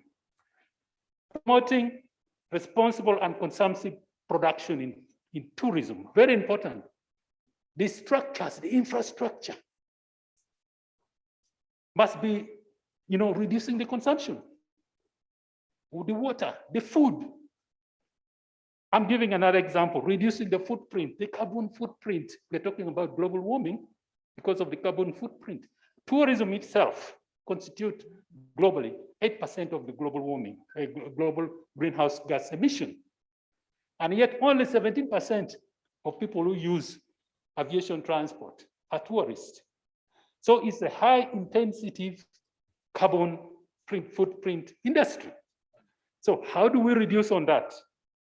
In our travels, in our housing, energy usage, recycling. Do we need to have palms, electric wires going through our protected areas, entangling our giraffes and birds flying? Or do we need to go into mini grids or off-grid solutions in those places so that our facilities are self-centered and generating the electricity, preserving the water and reusing the water within there so that it is sustainable? This is all about what we're going to talk about. When I was carrying this bottle around, I didn't want to be mistaken for carrying my chapati in the jacket. But I just wanted to demonstrate something. That is a water bottle. I can use it for many years. I don't need to use that bottle, the plastic bottles. So how do we reduce on the plastic pollution within our tourism value chain? Very important. So when we talk about non-consumptive tourism, we are talking about regeneration of that resource, restoration of the landscape, and bringing it to the quality that can sustain for generation to come. That's what we're talking about. The wildlife habitats, creating them. Some people think that wildlife habitats are only in the park and in the savannas. You can do that in your compound. Have trees, have fruits. You will see birds come and wake you up every morning. They become part of your family. You will see monkeys come. I already have about 4 families of monkeys in my compound, and I'm actually talking. I see Masaba there. Please come and take some of them away. They're becoming too many. But I've created that habitat in my compound, in my vicinities. The children of my neighbors come and watch the mountain.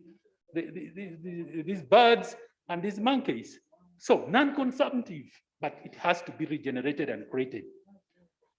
In protected area-based tourism, our tourism is basically about protected areas. It's nature-based, very important. How do we regulate and make sure that nature base is enhanced? Use of pesticides, regulated or stopped. The monitoring of our water, the animal health, the interaction of animal and people and the health. We're talking about COVID right now. Where does it come from? Is that interface? Very important. Now, extractive consumption. It's not only that tourism cannot be done, can only be done by greening it up, absolutely. No, it's not possible. There are consumptive uses. So, for example, the hunting quarters. You know, there are people like hunting traditionally. And even now they buy guns and want to do hunting. But this has got to be guided by science and information. Knowing the carrying capacity, knowing which age group should be hunted and where and when and which period. What is the impact of that on the ecology and the overall population? So regeneration quotas, very important. The predator and relationship with the prey, very, very important. Community-based tourism, that's what we have been talking about here. So much getting into the heart of the local person, the person who's getting that dollar, doesn't even know the exchange rate, but just very excited that she has handled $1. Very important. How do you bring that enhancement of satisfaction, physical satisfaction, emotional satisfaction derived from tourism? Very important. So what are the strategies that we need to do as a country? Now, these strategies can involve 2 ways. Voluntary strategies that I, you, and everybody can volunteer, that we are moving on a green path. And those ones which are involuntary, that you have to be forced to do it through regulations and policies. So it's good to establish the ethics and conduct to guide tourism. Globally, we have that system, but we need to adapt it in our own environment here, so that the standards are there for governments, for business tour operators, developers, travel agents, the workers in the hotels. You know the basic things that you need to do. Let me just tell you, one time I was driving in one of the parks in Uganda. I wasn't driving, the driver was taking us. And we are not tourists, we are really developing a project for wildlife conservation. Now, as we are driving, some guinea fowl, about 4 of them, crossed the drive track. And this driver accelerated. We said, no, don't. He almost caused an accident. He thought there was another problem. And yet he was accelerating to run over the guinea fowls. So we stopped and say, no, don't do this again. And when we were coming out of the gate, we had to tell the rangers at the gate what happened, the experiences we had. So these are really about the code of conduct. Ours, and goes back to what I talk about certification. Certification of our services. If you have drivers who are certified to drive tourists, to guide tourists, you will not have this kind of experience. Accreditation and certification, yeah. I talk about products, I illustrated it here. I talk about service, drivers, hoteliers, and guides. The facilities. Imagine You go to a tourist facility and the number of air conditioning things in the hotel is even more than the number of workers in that hotel. How do you feel? Could you design that building in a different way that allows air ventilation, and we have a very good climate around the world? You can create any temperature in this country without having an air conditioner. So that is the certification and accreditation. Means of transport, buses and the tourism vehicles that we use, these four-wheel drive, Land Cruisers, gasoline, diesels, fossil fuel. Can you have hybrid? Can you have, battery-driven vehicles, silent, not causing noise in the park? Can we have balloons? You go sit in a balloon and you go silently and see the animals. That's about greening.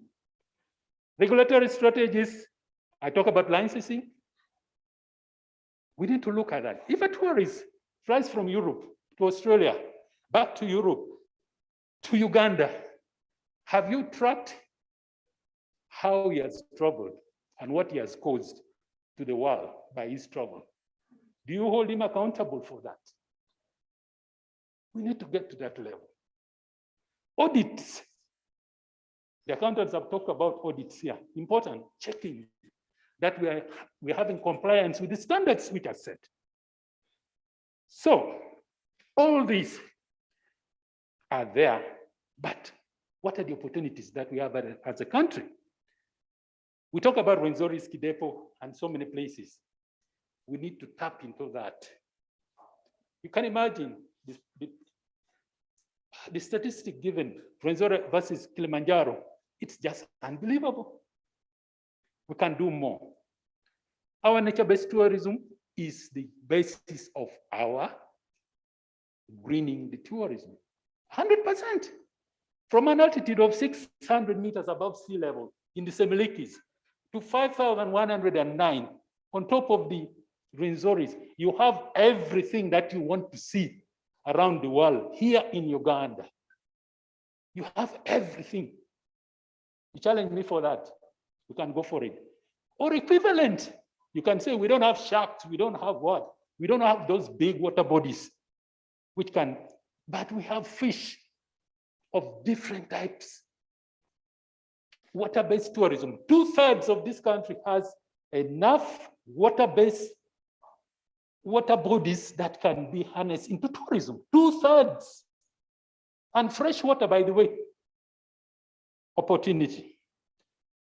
The hotels using organic products. What's wrong with selling tomatoes in your hotel, which is organic? Engineered vertical integration business by your own business. You have a farm, you get your organic tomatoes, chicken, and what? Give to your visitors. Prime recovery of products. And that can also go ahead to improve our agricultural systems, that we move away from pesticides and agrochemicals into more organic to supply them. Then the policies and political support. Very important to talk about financing and a lot of revenue that is generated by tourism in the right time. How much of that is plowed back into developing the sector? So for WWF and other players in enhancing green tourism, we look at flagship species. Those are species that anybody around the world will say, I would go there and have a look at them. When you're talking about lion, you're talking about lion that climb the trees. You're talking about elephants, you have two different types of elephants. The one which is huge in the savannah and the small one in the forest. Forest elephants. You're talking about the great apes, so many. We have the chimps, we have the gorillas, those are big. But how many monkeys do we have? How many monkey species do we have in this country? So many. Actually, the highest population of primates are here in Uganda, not anywhere else. Diversification, we talked about that. Community tourism, we talked about. Certifying gorilla tourism. This is a special tourism. And we are already working on it with IGCP. We need to certify our gorilla tourism and the products out of it. Barriers. There are some people who don't want to hear something that bothers them. They look at this reality I'm talking about as a bother. It is not a bother. So prioritizing on that green tourism must be an important, it's a barrier. We talked about commitment in terms of financing and having a specific delivery strategy to drive us in the direction of what? Green tourism. Best practices, sometimes over commercializing this tourism. We have a situation in some parts of East Africa where a lion has got a prey with its pride, and you have 5 land cruisers around it. Honestly, that kind of practice is not in line with green tourism. Climate-associated hazards, this is serious. Physically, we are experiencing it in our infrastructure and even in the seasonality of production of other things that support tourism. This is a barrier. This is something we need to specifically handle. So key recommendations from me. We need a holistic strategy that drives green tourism. Look at urban and cultural tourism, the marketing of the less known areas. We just talk about Rwenzori, but we have Elgon, we have Muhavura, we have Kadam. All of them offer very different and unique products. We have water bodies, the Crater Lakes in Western Uganda, so many of them, very exciting sites, by the way. And there are people who have ventured into those and they're making a kill. And yet there are thousands of them, hundreds actually. Equator line, just crossing many places in this country. Many. Just from Kasese, you get somewhere there, you get in Masaka Road, you continue, you are just in Equator. You say, but how big is this country? Yet very small. So that's about diversification. Skilled human resource. Skilled. Let's not take tourism as a by the way, where you just go and earn money and you feel comfortable. No, we need skilled people. So this has got to be very important. Wildlife, no tourists would want to come to a place where on the international media, 13 lions have been poisoned and killed. What are you going to see? This has got to be handled. I talk about standards and benchmarking. I talk about certification. I'm not going to reduce, include on that, but I want to emphasize a few things, like honey, like tea, like coffee.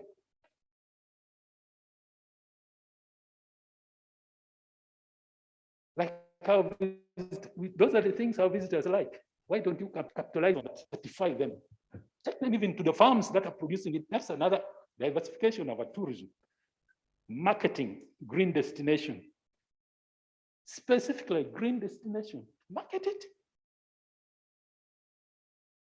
Lillian, I'm not going to elaborate on that. That's your job.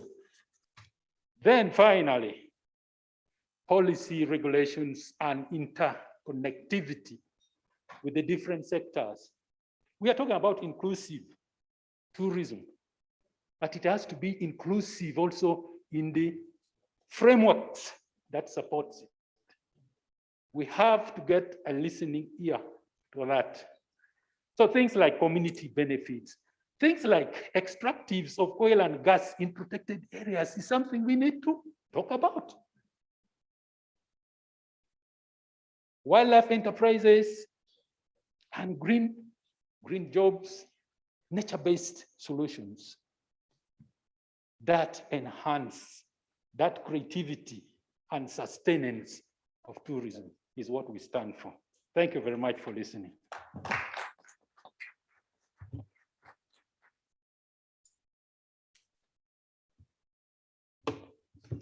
Thank you so much, David, the Country Director, World worldwide fund for nature for bringing home and unpacking what seems to be complex in terms of greening to be able to be understood by the sector players. Certainly, the consumer outside there is looking at green products. They're looking at sustainable products. It's a niche that we can be able to market ourselves as such.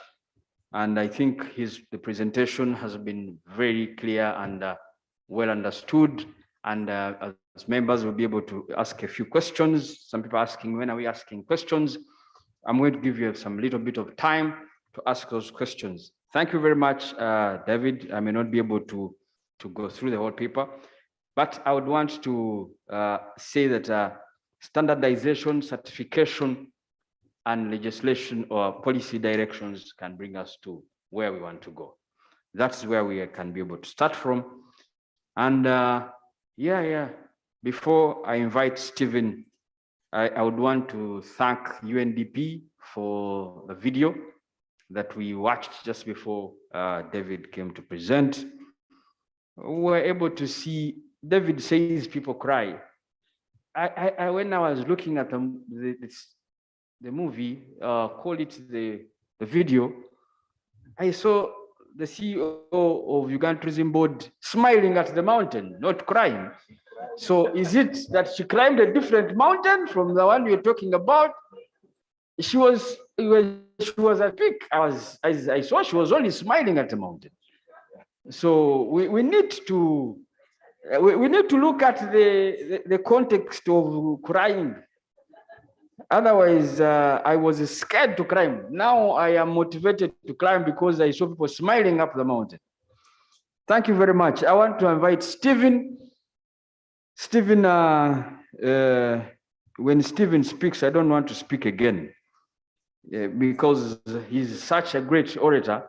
And because of that, I'm going to give him strictly very few minutes to excite the crowd and tell us what is it that is there in policy that the private sector foundation would want to guide this. Stephen, you're most welcome.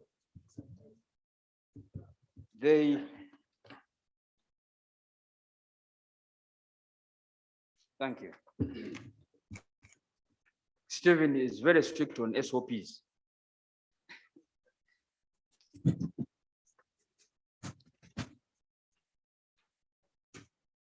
Thank you very much, Mr. Kawere. When someone wants to cheat on your time, they say he's strict on time. He's basically telling you have nothing left. I remove my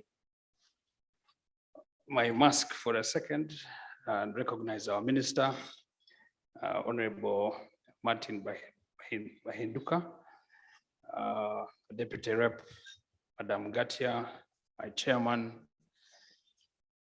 PS directors, my sister Lily, all of you distinguished ladies and gentlemen, my colleague hosts and fellow panelists. My name is Stephen Asimwe. I work for Private Sector Foundation, but I'm also just a few years behind my sister Lily. So I'm stuck between promoting tourism and discussing a very scientific paper called Equitability. It is so scientific that that's why I used some sanitizer, which is 100% alcohol. So that what I have taken in, if I make mistakes, blame it on the alcohol. If I speak very well, I take responsibility. But just for purposes of this discussion, I think most of the things have been covered. And I don't want to really go back. I think all the papers have been very exhaustive. Mine is going to be slightly provocative, and I'll agree with my brother, Dr. Muvaola, my OB with the chairman in Mwiri. He was in Navikamba, I was in Willis. Where were you? Okay, this is World Tourism Day, no, it's not about competition of schools. But the subject that I was given was equitability in tourism sector in Uganda. So just for purposes of context and defining what we are discussing, I think equity is the principle of sustainable tourism that addresses fairness in access, use, distribution of goods and benefits from the tourism development to meet the needs of both current and future generations. And this definition was given to us by the United Nations World Commission on Environment and Development.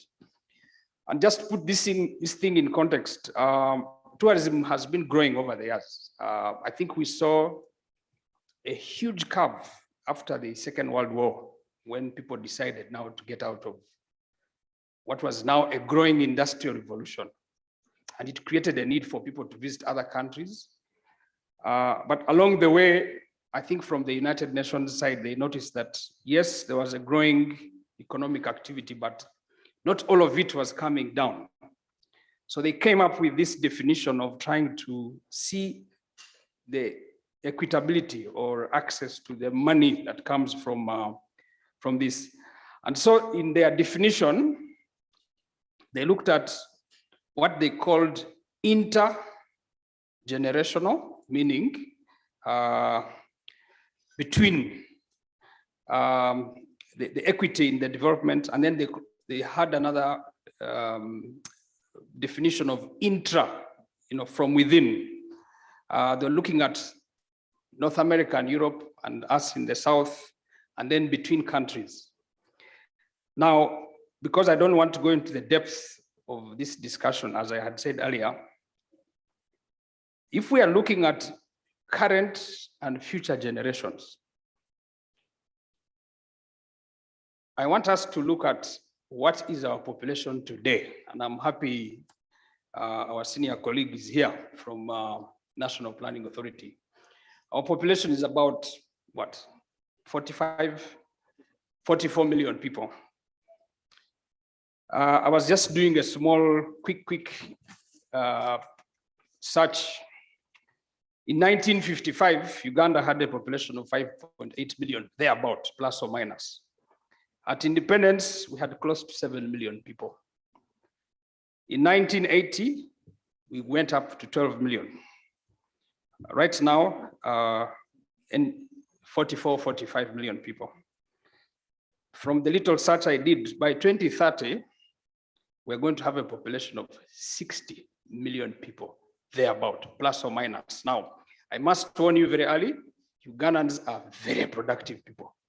We have the highest fertility rate in the world. I had a whisper here, the Basoga are very good, I don't know. I went to school there for many years, so I think I know a bit of that. By 2050, ladies and gentlemen, Uganda will have a population of 90 million people, plus or minus. Now, please put that in perspective. Please put that in perspective. I was around in 1980. I wasn't around in 1955. But just to give you another perspective, again, I was doing this quickly as I sat there, was the issue of, where did I put my notes? The problem of speaking last, you get a scattered presentation. In 1800s, 26 million elephants. 26 million elephants, almost half the size of you. By 1900, the population of elephants had fallen to 10 million. By 1950, the world had a population of 5 million.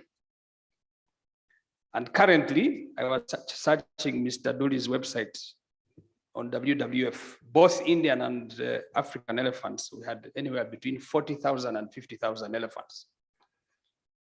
I shudder to think how many elephants we shall have by 2040, 2050. So what am I saying? I'm trying to show the growth of population and either the fall or demise of our ecosystem. So when we're talking about equitability in the tourism sector in Uganda, we are not hiding away from the fact that we have a fast growing population against a shrinking environmental. You can put there any words you want: catastrophe, debacle, gross crash, whatever you want to call it. And I think that for me, this meeting and probably the discussion today should focus on where we are going. How are we going to manage, protect, preserve, harness, and integrate our planning process for tourism in the context of a growing population? I grew up in that beautiful mountain which my sister climbed. I grew up actually on the foothills of the Rwenzori Mountains in a small town called Kilembe before joining our famous schools. In those days, in the early 70s, I think we had snow down in Kilembe. 3 of my sisters were born in Kilembe Hospital. I went to a nearby school. It was beautiful. We had it was like the Switzerland of Africa. Because of climate change and the way we have behaved as a globe, not as Uganda only, that catastrophe has started to hit us. I went back during my UTB days, I think it was 2014, 2015. And unfortunately, I could not find the school where we went, one, but also the hospital where my sisters were born, because the floods had taken this and swept away everything. The place was dilapidated, the mines had been destroyed, and obviously we can only think of putting up a museum to show what it was before. So what am I saying here? I think there is an urgent need for us to start thinking 20, 30, 40 years from now as a means of protecting what is essentially the most beautiful part of the world. Uganda is home to 45% of Africa's biodiversity. It is home to one of the rare species. I think you saw the three-horned chameleon. Very, very rare species. Uganda is home also to the world's largest cultural diversity per square inch. We have 64 tribes and language groups. That area of Rwenzori alone, the Albertine area, occupies, I think I saw some statistics from there, it actually controls 39% of Africa's biodiversity. So that Rwenzori area is the richest place on earth. But the rate at which we are destroying it calls for us to intervene. So therefore, I think for me, equitability needs some very, very current urgent interventions. One is the need for us to ensure that the money we collect goes into protecting and preserving the environment. Very, very urgently. 2, we need to intervene in the communities living around those places. I was talking to John, I think he runs Rwenzori Mountaineering Services, a gentleman who retired from Australia, he lives there. And he was telling me the rate at which people are encroaching on that land is terrible.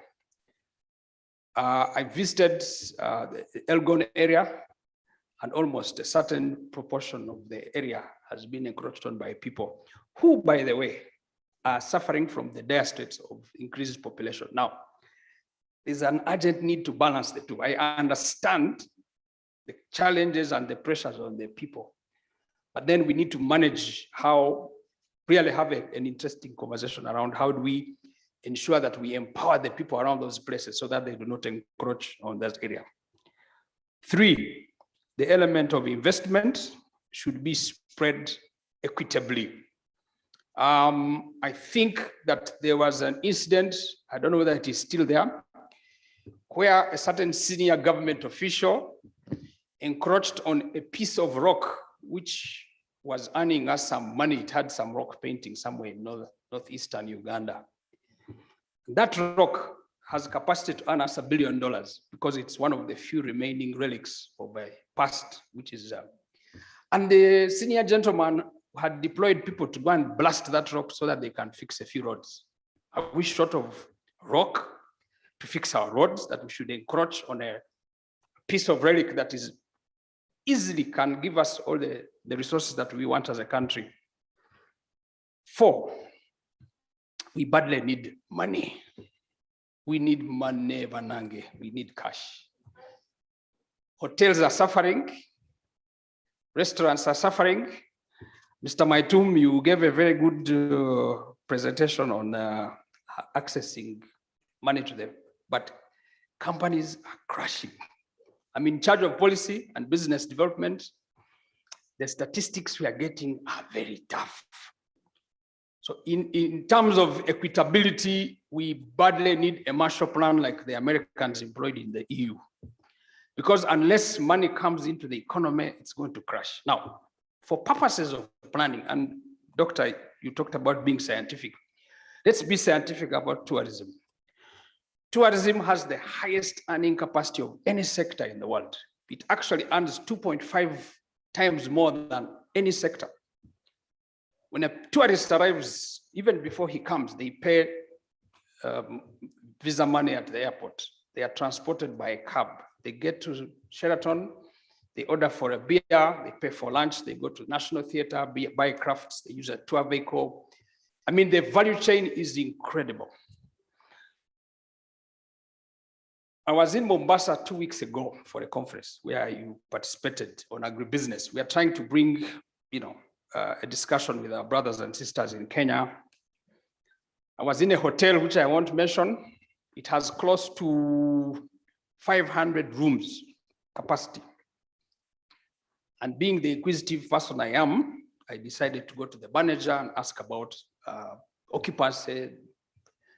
Boss, the hotel was full because of mice. The Kenyan government has taken a deliberate policy to ensure that SOPs, number 1, are observed, but 2, let's create some business traction around the tourist areas so that they can increase capacity. The jobs are created. Kenya Airways was full, Jambo was full, the Standard Gauge Railway was full. There was action in Mombasa because government took a deliberate policy to ensure that there's a resuscitation of the economy. So can we please think proactively? We are seated here, we have done sanitizer, let us start to push a mice policy domestically. Private sector should grab for that. There's a lot of government here, so people don't feel it. I think Mr. Mgereko knows that. We need to push a deliberate policy for people to do mice. Now, when you push mice, you push spending, and tourism is measured in the 2 S's. There is stay and spend, there is volumes and value. I can guarantee you, the moment there is a push, the money immediately trickles down. So sodas are drunk, so you have VAT, beer, food, transporters, insurance, everybody starts to get a piece of the action. So I have been given, but Mr. Kawere is very unfair. He gave everybody 3 minutes and then he pushed 2 minutes for me.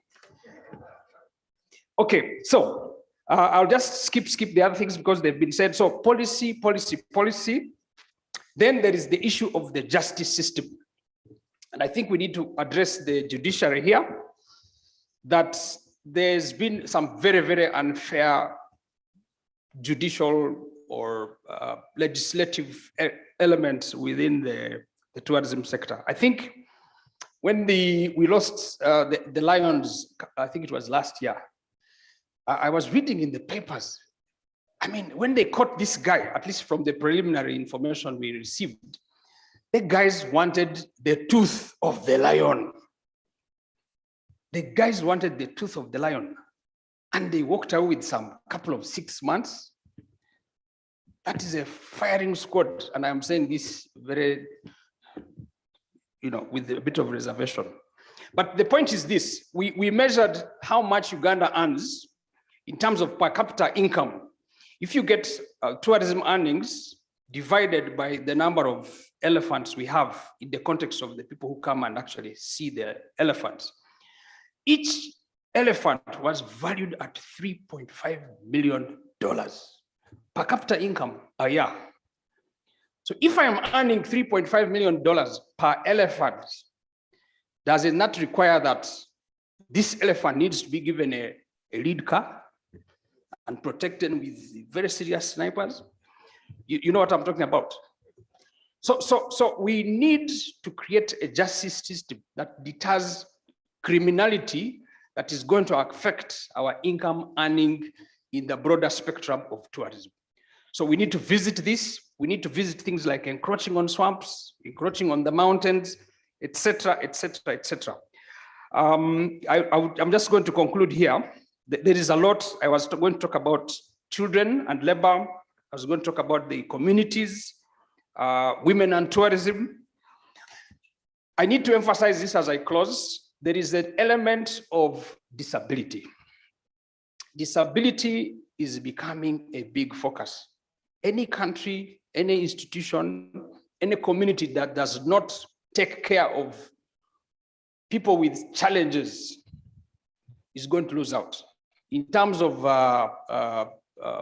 visitor numbers, but also in terms of access to these places. Now, if you didn't know, after the age of 65, you are entering the ozone layer.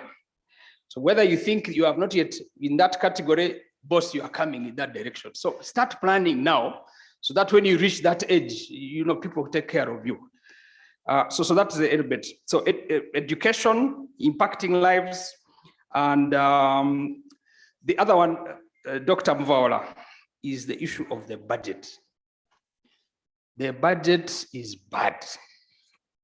I know the budget very well because I participated. When I joined UTB in 2014, UTB was getting 1.5 billion shillings from GOU. When I was closing shop, it went to about 30. But when I made some inquiries recently, it has gone down to about 8. Now, if you are talking about equitability and a certain serious proportion of GDP, I thought it would be important that we address the issue of budgets. And I'm glad that UNDP has been very supportive, but I think there needs to be a deliberate intervention across the board in terms of that. And I'll be closing by talking about the need to resuscitate matching grants. I think matching grants were very, very good, especially for private sector. Money for resilience, thank you very much. People are clapping. Resilience money, I think government needs to put resilience money in the budget. Credit is very expensive. I think the issue of getting the tourism development levy is good, and it's provided for in the Tourism Act. And skills development, of course, is good. And I would just want to close on one final thing, which is the fact that everything we do in tourism starts and ends with people. Human beings are our most important resource. To the extent that they are provided for, that they share in the equitable resources, that they share in the environment, that they share in the planning of the resources, is the extent to which we shall have achieved and acquired equitability in the tourism sector. I had so much to say, but Mr. Kawere is very jealous. I'll end here and thank all of you for listening to my brief talk. Thank you.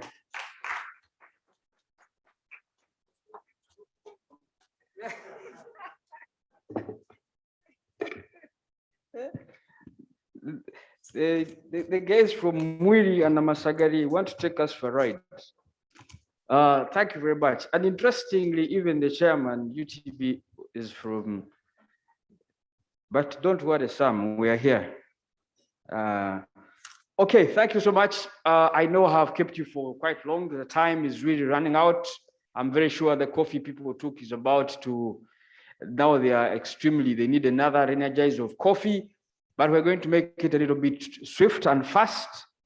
I know these presentations were aligned, financing, green tourism, the National Planning Authority giving the broader direction, and my brother Stephen coming on to put the private sector need in terms of finance and in terms of policy. I will just ask a few questions, comments from you, so that we can be able to direct them to the panelists. The panelists, these questions should just be able to maybe give you an ignite to see where we could put more emphasis. But I'll also ask that the team makes ready these presentations so that we can share them with the audience and the wider public that has not been able to access.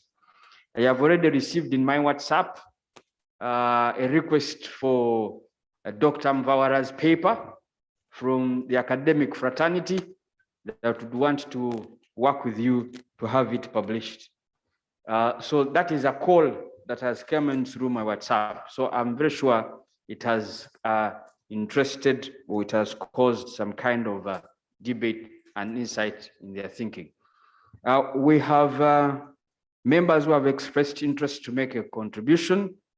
By show of hand, you can let me know, but I've already got a request from the East African Wildlife Society.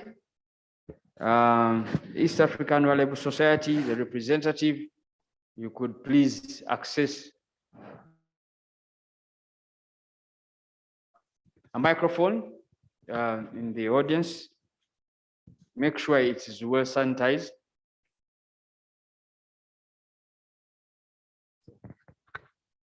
Thank you. You please tell us your name and be very brief. You have 1 minute to make a comment. Okay. Good afternoon, everyone. The minister present, all protocol observed, and invited guests. Good afternoon to you all. My name is Moses Esabu. I am a representative of the East African Wildlife Society in Uganda, and I send warm regards from our executive director, Miss Nancy Ogonje. She's partaking the same event in Nairobi, Kenya. As the East African Wildlife Society, we have approaches on advocacy and also approaches on partnership. But while East African Wildlife Society supports working together to maximize the immense potential of tourism in Uganda to drive inclusive economic growth, protect the environment and promote sustainable development, and a life of dignity for all, the following are essential to realize effective tourism and sustainable management of biodiversity in Uganda. As East Africa Wildlife Society, we focus on basically 4 thematic areas. That is basically wildlife and biodiversity ecosystems, then forests and water catchments, marine life, and wetlands. So it's diverse. It's basically diverse, covering Uganda, Kenya, and Tanzania. Now, point 1, there is need for tourism policies by the ministry and the relevant government agencies to review and enact tourism policies that continue to protect ecosystems and the rights of local communities. In this case, we call upon governments to look basically at policies that they put in place, policies and laws that will favor tourism in Uganda, basically. We've already had forests getting degraded at a very fast pace. So when we put up policies that are really favoring us, then that will really bring in the inclusive growth for all of us. Then also tourism should be made a transformative force, bringing livelihood opportunities and helping to alleviate poverty. A transformative force in that, in the sake of partnerships and investments in areas where probably the protected areas are, national parks, and all kind of sceneries that promote our tourism. Then we know that we have sorted the communities around and provide employment to them. Then also the tourism sector contributes immensely, we know that, to Ugandan GDP. Much attention needs to be placed on conservation of Uganda's natural heritage that attracts tourism. I will call upon all heads to really put so much effort in making sure that there is inclusive growth going forward. We are recovering from the COVID-19, But looking at the international, the global aspect, people are really recovering, and we need to really move at a faster pace because we have everything that it takes. We have all the resources that it takes to really improve our tourism. Thank you very much. Thank you so much. Your time is up. Your point has been well taken home. Thank you. Another presenter. Thank you very much. We've noted, the panelists have also noted, we have only a few minutes to hand over to the master of ceremony for the day. Yes, in that corner. Oh, sorry, my eyes. The president, Uganda Tourism Association, Madam Pearl Waruka Koza. Thank you very much. As you said, my name is Pearl Waruka Koza, and the president of Uganda Tourism Association, which is the apex body of the private sector in tourism in Uganda. I'd like to thank all the presenters for your very nice presentation, very engaging. I like the research that each one of you went in meticulously to come and portray the aspect of the theme which you were given. Thank you very much. Mr. Asimwe, a strong advocate for tourism for a long time. I like your cry at the end there. Banange tuwetaga sente. We need money, we need money, we need money. My question is to UDB. We were involved in the discussions with Ministry of Finance when the EU provided a grant, which was going to be channeled through UDB. Discussion started in March 2020, continued in April, May, and June 2020. It was dubbed a stimulus package. Leading these talks was the chairperson of UHOA, as well as other tourism stakeholders. One time I liked when we had concluded meetings with Minister of Finance in June 2020, and everything was handed over, there was call for proposals, etc., etc. The chair lady did say, please, we pray that this money arrives before the patient has died, because it is called a stimulus package. My question, you said you received 94 applications and 39 were approved. As per our in the private sector, as we know, but none of these applications was actually approved before or during the 2020-21 financial year. So basically the money has arrived after the patient has died. Financing must not needs to be, must be rethought to be more inclusive. If I'm a startup, of course, I'm not going to have financials for the past 2 years, etc., etc.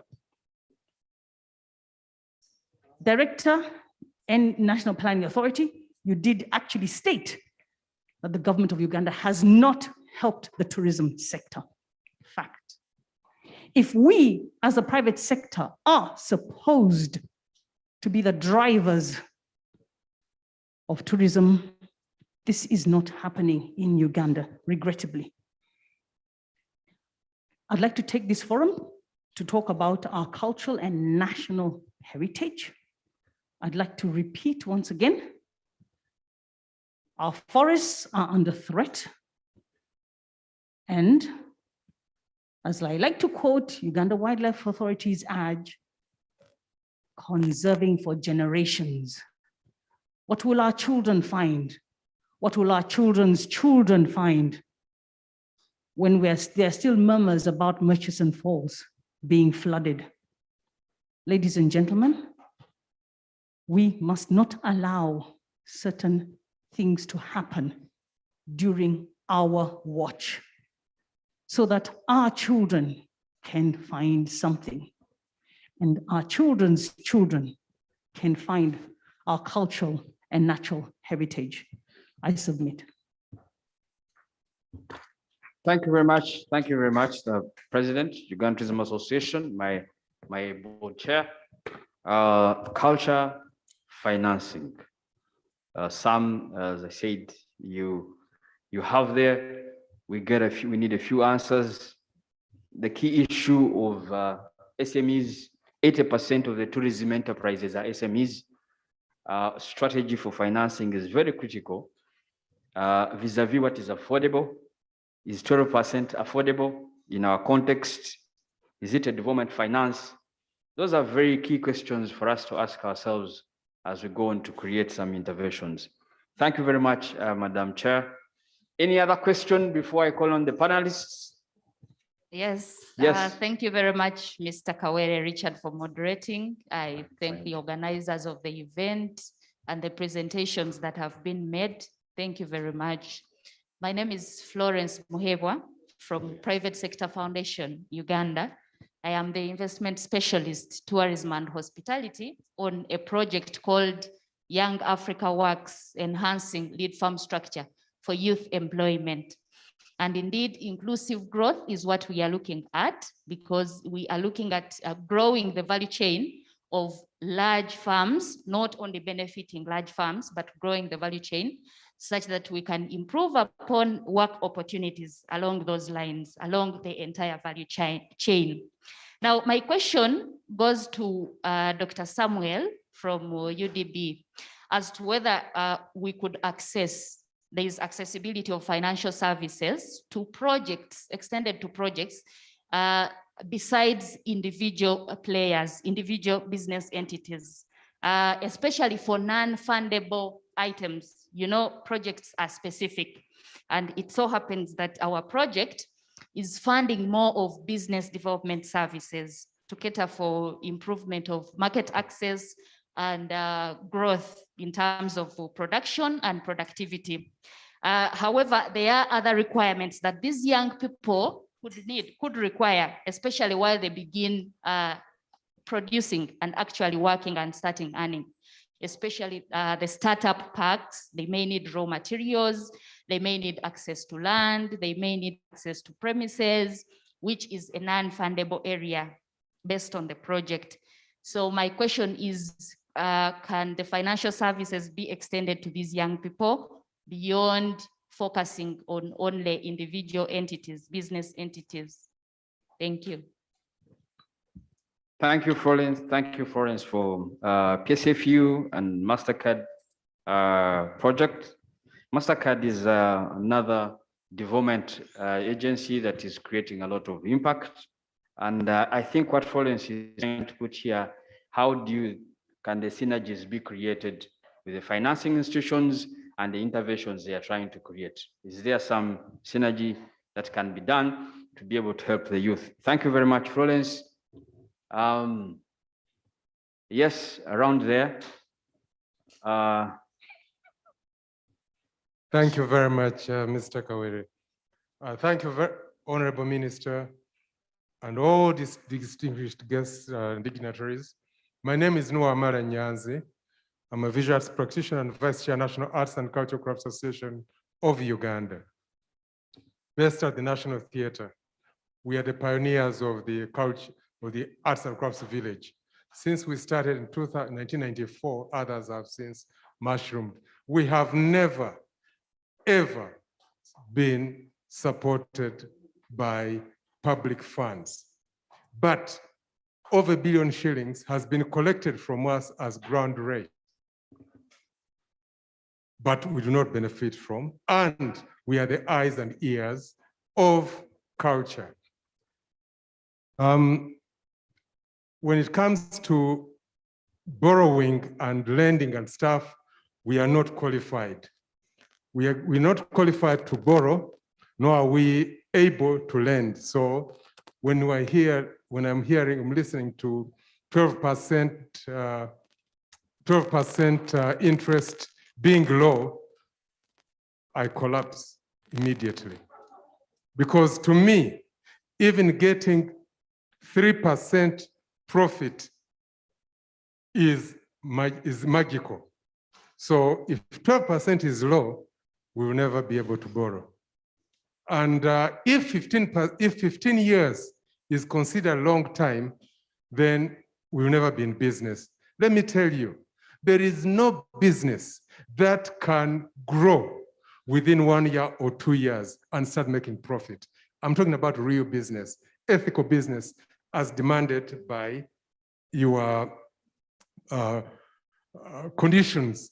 So if I'm going to do real business, good business, probably my profit margin will be about 2, 3, 4%, and then it will be on because of turnover. But the more I do it, the more I excel and the more I'll grow. But if you're going to give me a few years, forget it. I would like to Lord Mr. Dr. Muvawala, thank you very much for being our advocate. But then sometimes I wonder if a person in government is talking like a person in private sector, then who is listening? About Uganda's endowment, the arts and crafts of Uganda are the best in the world and diverse. They have not even been scratched, but there is no money being invested in them, in the practitioners to produce high quality stuff. Why we don't qualify to borrow from mainstream resources. And then Uganda has the largest collection of freshwater bodies. Let anybody with the contrary statistics provide them. But how much have we benefited from that? Thank you very much. Thank you very much. The last one is about the youth. For the last 20 years or so, they have been talking about youth unemployment and being supported. But every year, thousands of youth exit the youth bracket. So what happens when you exit that youth bracket? Do you get employed? Thank you very much. Thank you, Owechitiwa Mkulu Nuwa Wamala Nyanzi is the chair for NACAO. NACAO is the National Arts and Cultural Crafts Association of Uganda, located at the National Theatre as there. So thank you very much. Our time has really dwindled. I am going to have one question, then I will call on the panelists. Yes, Karatunga. I am calling him Karatunga, but his name is Theo. Theo comes from Karamoja region. Yes, thank you so much. Thank you so much, honorable guests. I really want to appreciate you to be for highlighting actually the beauty of Karamoja in this video for World Tourism Day. For long, we have been forgotten, and that's why I'm dressed today also like this. I'm not a full Karamojong. My mama is born there. My father was in the country in 1960. So he has also went through many situations in Uganda. I was hearing people talking about the increase of population. My dad told me also in those days, from Entebbe to Kampala, there was almost no house, and now it's almost connected. So things are changing in the lifetime of my father. I'm actually standing here because I want to advocate for Karamoja. I'm actually seeing here some research. I'm seeing the beautiful maps developed also by UTB, but I'm not seeing Karamoja being included or northern Uganda. I think the Pearl of Africa is not complete without northern Uganda. I think people have seen on the video, we have, let me see, 60% of our people are living still in poverty. But 50% of our land is protected area. It's NFA or is it UA territory? There's a huge potential, I think, for our communities to benefit from it. When we started Karatunga, we didn't start it because I want to make money. I really started Karatunga to show people that there's something between Kidepo and Mount Elgon. And that area is actually fantastically beautiful. 7 mountain ranges. We have 60% of Uganda's bird species is in Karamoja. The only endemic bird species of Uganda, the Fox's Weaver, is in Karamoja. We have a variety of wildlife and of course our beautiful culture. So I'm really hereby inviting development partners, UTB, the ministry to think about Karamoja. For me, I'm one of the, I think, 2 or 3 officially registered tour companies from Karamoja, and that's not enough to develop a region. So I'm really inviting UNDP and other partners to come help us support people who are interested in tourism in the region to come up. But for them, they will not have all the requirements of UDB to start, but maybe we can set up a group, an association or Karamoja Regional Tourism Development Association to start including this area of Uganda. I think the 60% poverty can really be reduced by tourism. It's a very inclusive sector. We don't need all to go to university, but we can still make money and earning from tourism. So that's my invitation to everybody. I'm free available. We have set up a foundation to be able to help the area to come up in tourism, and hopefully the rest of my people in the region and Uganda and tour operators will start appreciating it by including it in the itineraries. So that's my word. Please include Karamoja in your development of tourism in Uganda. Thank you, Theo. Thank you for putting the plight of Karamoja region across. This year we just completed a training over 70 hospitality practitioners in Karamoja with support from ACDF. I was personally there with Theo. In a record period, Theo mobilized close to 100 people to be trained. It was fantastic. It was, and I'm still saying yes, as partners, as government, as private sector, we need to support the Karamoja region so that we have this inclusive growth. Theo, thank you very much. We move on to, yes, Rule, you have a burning comment. Is a final comment, then we move back to the panelists. The panelists will each have about 2 or 3 minutes, and then I want to call a break for lunch. I'll make it very simple and very fast because my elder mentioned something. Intersectoral synergies as an option. Please, I think you need to hint more on the PPP. What challenges are in there? But it was given as an option for a way forward. Why am I talking about intersectoral synergies? Last week we were attending a late Sevana Chizito Memorial Lecture virtually.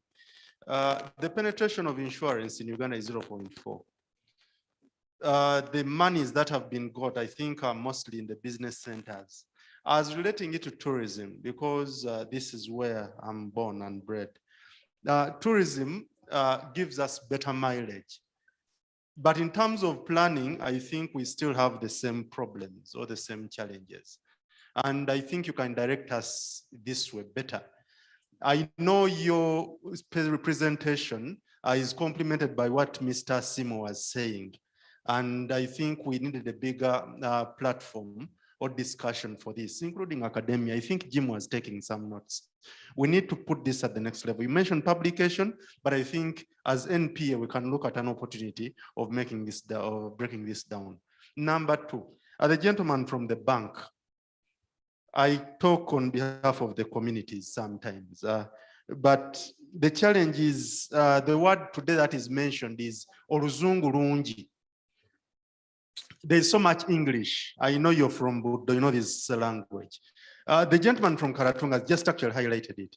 Please try to make this better. I write proposals for some of these communities, but they end up bouncing back. And I tell them, you know, guys, I think you need to do option C, which option C is not actually the best. You get Asimu as your director to help you things move a little bit faster. So we need some help there. Afande Doro, we have a challenge here. Asimu just highlighted that. Mr. Asimu, all protocol, I respect you. The elephants, you've seen the population getting there. And the population of people is moving actually up. As I'm speaking now, there is something running on social media. Some chimpanzees have been shot. Dr. Rukundo was sharing the images. Shot, not sick. We should have probably thought of COVID or whatever, but they have been shot. And who is in charge? So intersectoral synergies. What is PDF doing? What is the owners of these guns? We thought this would have been in areas where guns are, but places that are near us, I don't want to mention them. So I think in your voicing, you should get over all this that we're mentioning here, and we'll look in the right direction. I submit. Thank you, Dule, for your submissions. Call upon the panelists. This time, I think, we shall go in the reverse direction. I will have Mr. Simwe. I think you have the least comment. Thank you. And I will have Mr. Mbawala comment last because he's at the apex of planning of this nation. he will integrate all these key issues. Thank you, Mr. Kawere. Very quickly, because of time, I forgot to say that inclusiveness is not necessarily a government thing. I think for us in private sector, we need to do a lot more product development and product diversification. I wish I had time on this, but clearly COVID has taught us that one size does not fit all.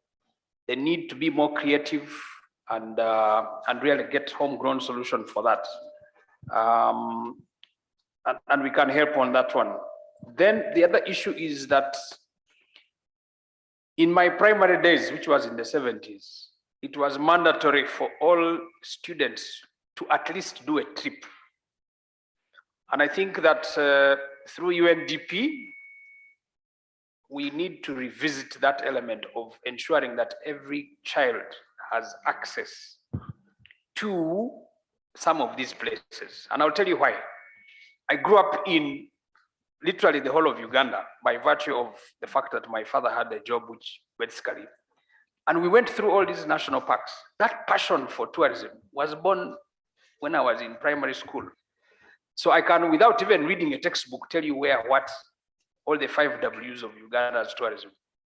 So I think we need to revisit the curriculum, but also a policy intervention in that area so that we have a lot of these people. And through that, by the way, you get ideas of investment, intercultural exchange, all these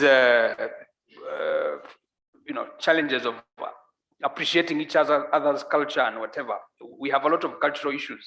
You meet some people and you call them some things as much as they call you certain things. So a lot of that stereotype is broken, and that is inclusiveness. Now, because of time, I think let's not skin my brother Maitum too much. UDB has a mandate and there's a design issue. I think we need to sit with my brother, Dr. Mvola, and design some models within the resources that we have, especially in the area of micro, small, and medium enterprises. Let's have a meaningful discussion along the lines of the parish model. Can we have a tourism micro, medium, and small, and whatever, which we speak to ourselves. We get some block of money and we sit down and we use our PhDs and all these critical mass of there's a way out. Before Mr. Maitum comes, he has a challenge of the design, and I'm helping you, by the way, so please, I will send you an invoice on this one. But seriously, there must be a model, and I think we can benchmark on our most immediate neighbors in Kenya. Kenya has a tourism development fund. I have read through it. I think they have very good models that we can copy and customize to fit our situation. But what is very important is there is an urgency of some financial intervention in this sector. And it takes all of us. Government is there, private sector is here, and we have all our capacities. As I close, at Private Sector Foundation, which I represent here, we have some instruments for support. We have a skills development fund, which Mr. Kawere talked about, which helped Karamoja. That training was by us. SDF is PSFU, which I'll give you some more. We have CEDEP, Competitiveness Enterprise Development Project. There is some money which has been released. We have START, which is supposed to support the northern part of Uganda. We have the MasterCard Foundation, which my sister here mentioned. And in this one, we have something called the lead farm structure. So you come, but come few, Don't all of you come here to us. Come and we have a discussion, but let's also look at other strategic, financial, and inclusive instruments that we can use to employ. Tourism is everybody's business. So let us come together as a group. Let's not skin or fight or whatever.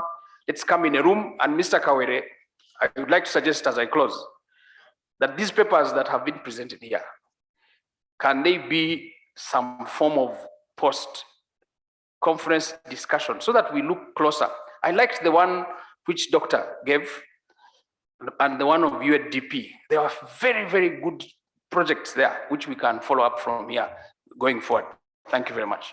Thank you, Stephen. I can guarantee that we shall have another engagement, and certainly PSFP has already provided the funds. We have them in stock as UTA. I guarantee we'll have another discussion, and by virtue of that, Dr. Mvawara is already invited, and I hope he doesn't decline the invitation. I have extended the invitation immediately. And it was just because of this COVID environment that was preventing us from meeting. But I can see now everybody, the stigma is slightly out. The SOPs are well observed. I think we have crammed them that we used to cram the, what is called, the primary health care, PPPs, fingers. You remember those things in health science. Eh? Thank you very much. We will move to David.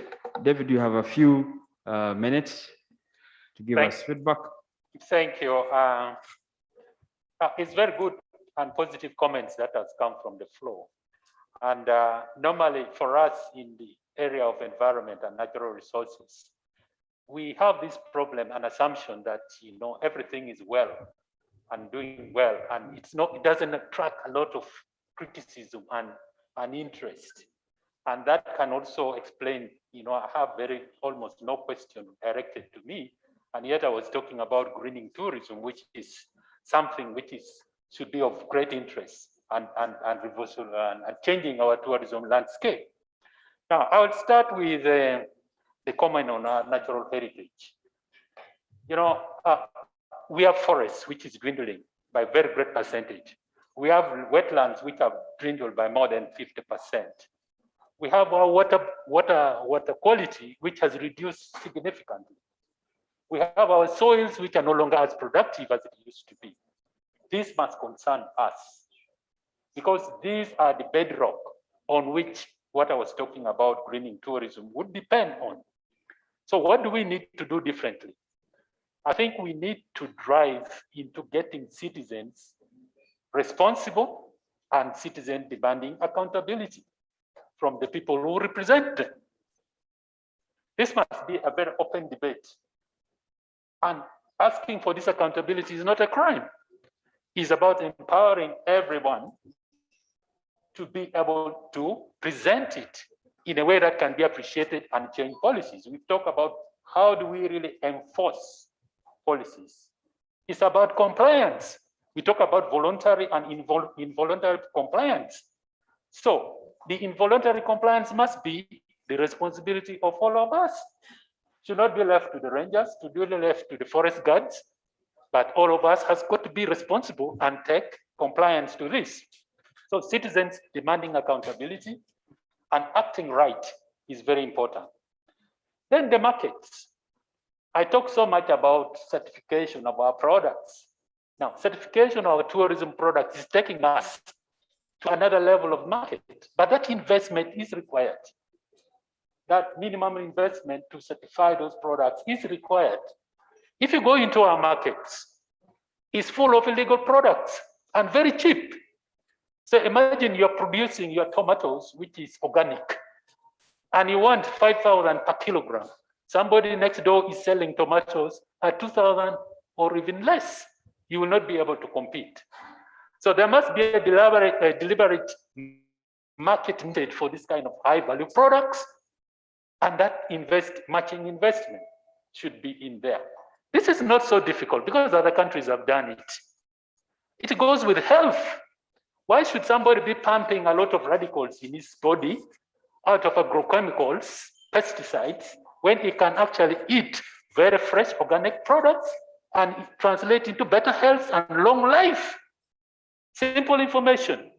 So the cross-sectoral approach of getting health to talk, getting agriculture to talk, and getting tourism to talk, and getting the natural resource managers in forestry wildlife to talk, and come out with a specific way of driving this at home is very important.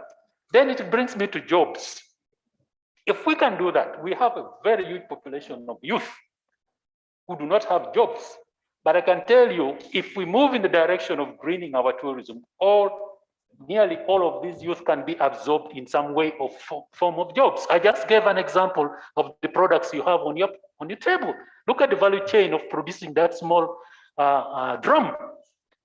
It has the skin of animal, it has the wood, it has machinery, it has somebody to do the marketing, it has somebody to do the transportation.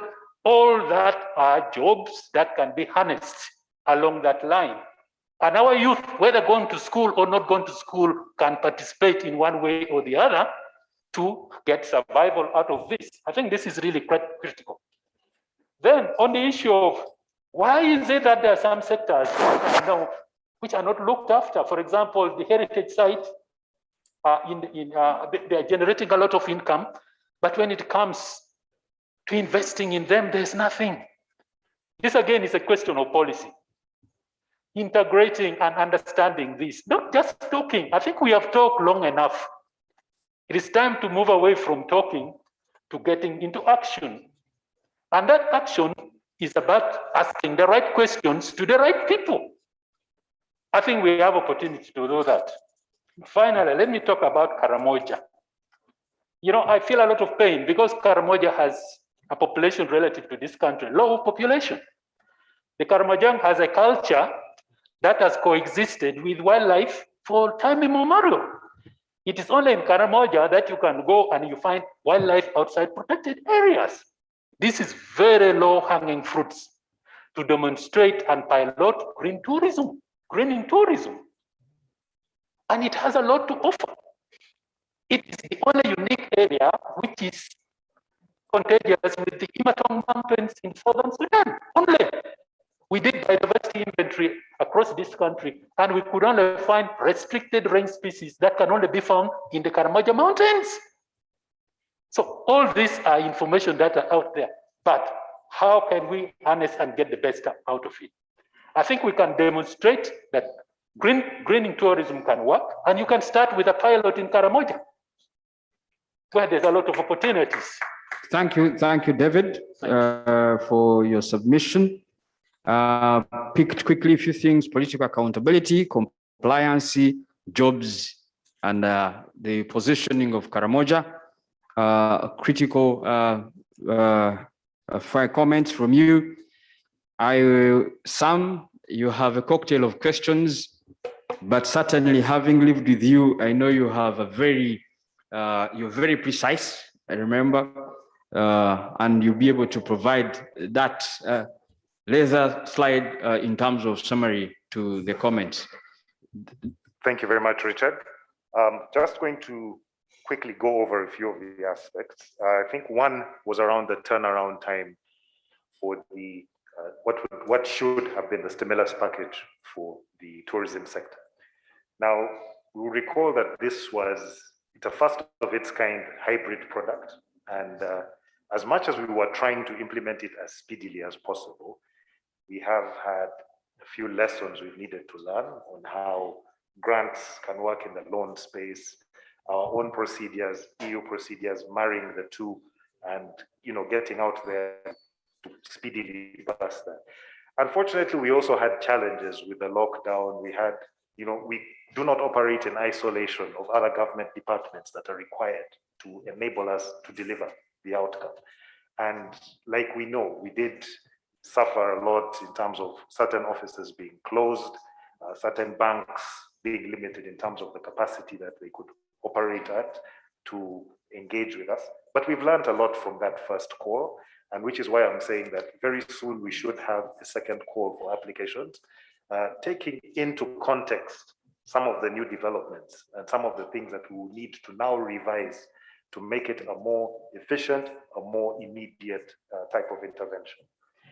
Now, when we get to the affordable financing, where we say that 12% is the lowest rate in the market, this is an area I'm really passionate about, the cost of money. And I think for now, that is a true reflection, because cost of credit really is the price of trust in the market. If we look at what's happening in the banking sector, you have much higher rates than that. Why? because we have a lot of people who willfully default. We have a lot of people that, like I gave the examples about application fraud and such, which are things we need to weed out of the market. How do we leverage to get lower rates? I'll give you examples. You mentioned the START project. START project is financed through UDB. Their rate is 10%. We have a number of interventions in the dairy sector, Western Uganda, that have better rates. Why?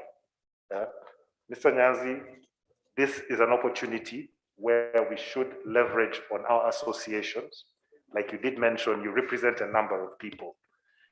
They may not be able to provide security, but they have the benefit of you as an association standing in that gap for them, you know, providing the, what do I call it, the certification, just say that so and so is credible. As an association, we can guarantee that in the event he defaults, either the association will step up or the association will provide the banks with mechanisms to enable them recover. So it is essential that we start looking at cooperation. I know a lot of us want to make it as individuals, and that is not inclusive. If you think about including your neighbor so-and-so into your project to enable it to thrive, not only as market, not only as a promoter, a marketeer, but involve them. There are so many more affordable ways to finance, and that is why we also look at equity, for example. Equity is us giving you money as shares, join you in your business. But why would you want to come to UDB for equity if you are 100 members in an association and each of you put aside 2,000 shillings a week or 2,000 shillings a month? How big does that capital become?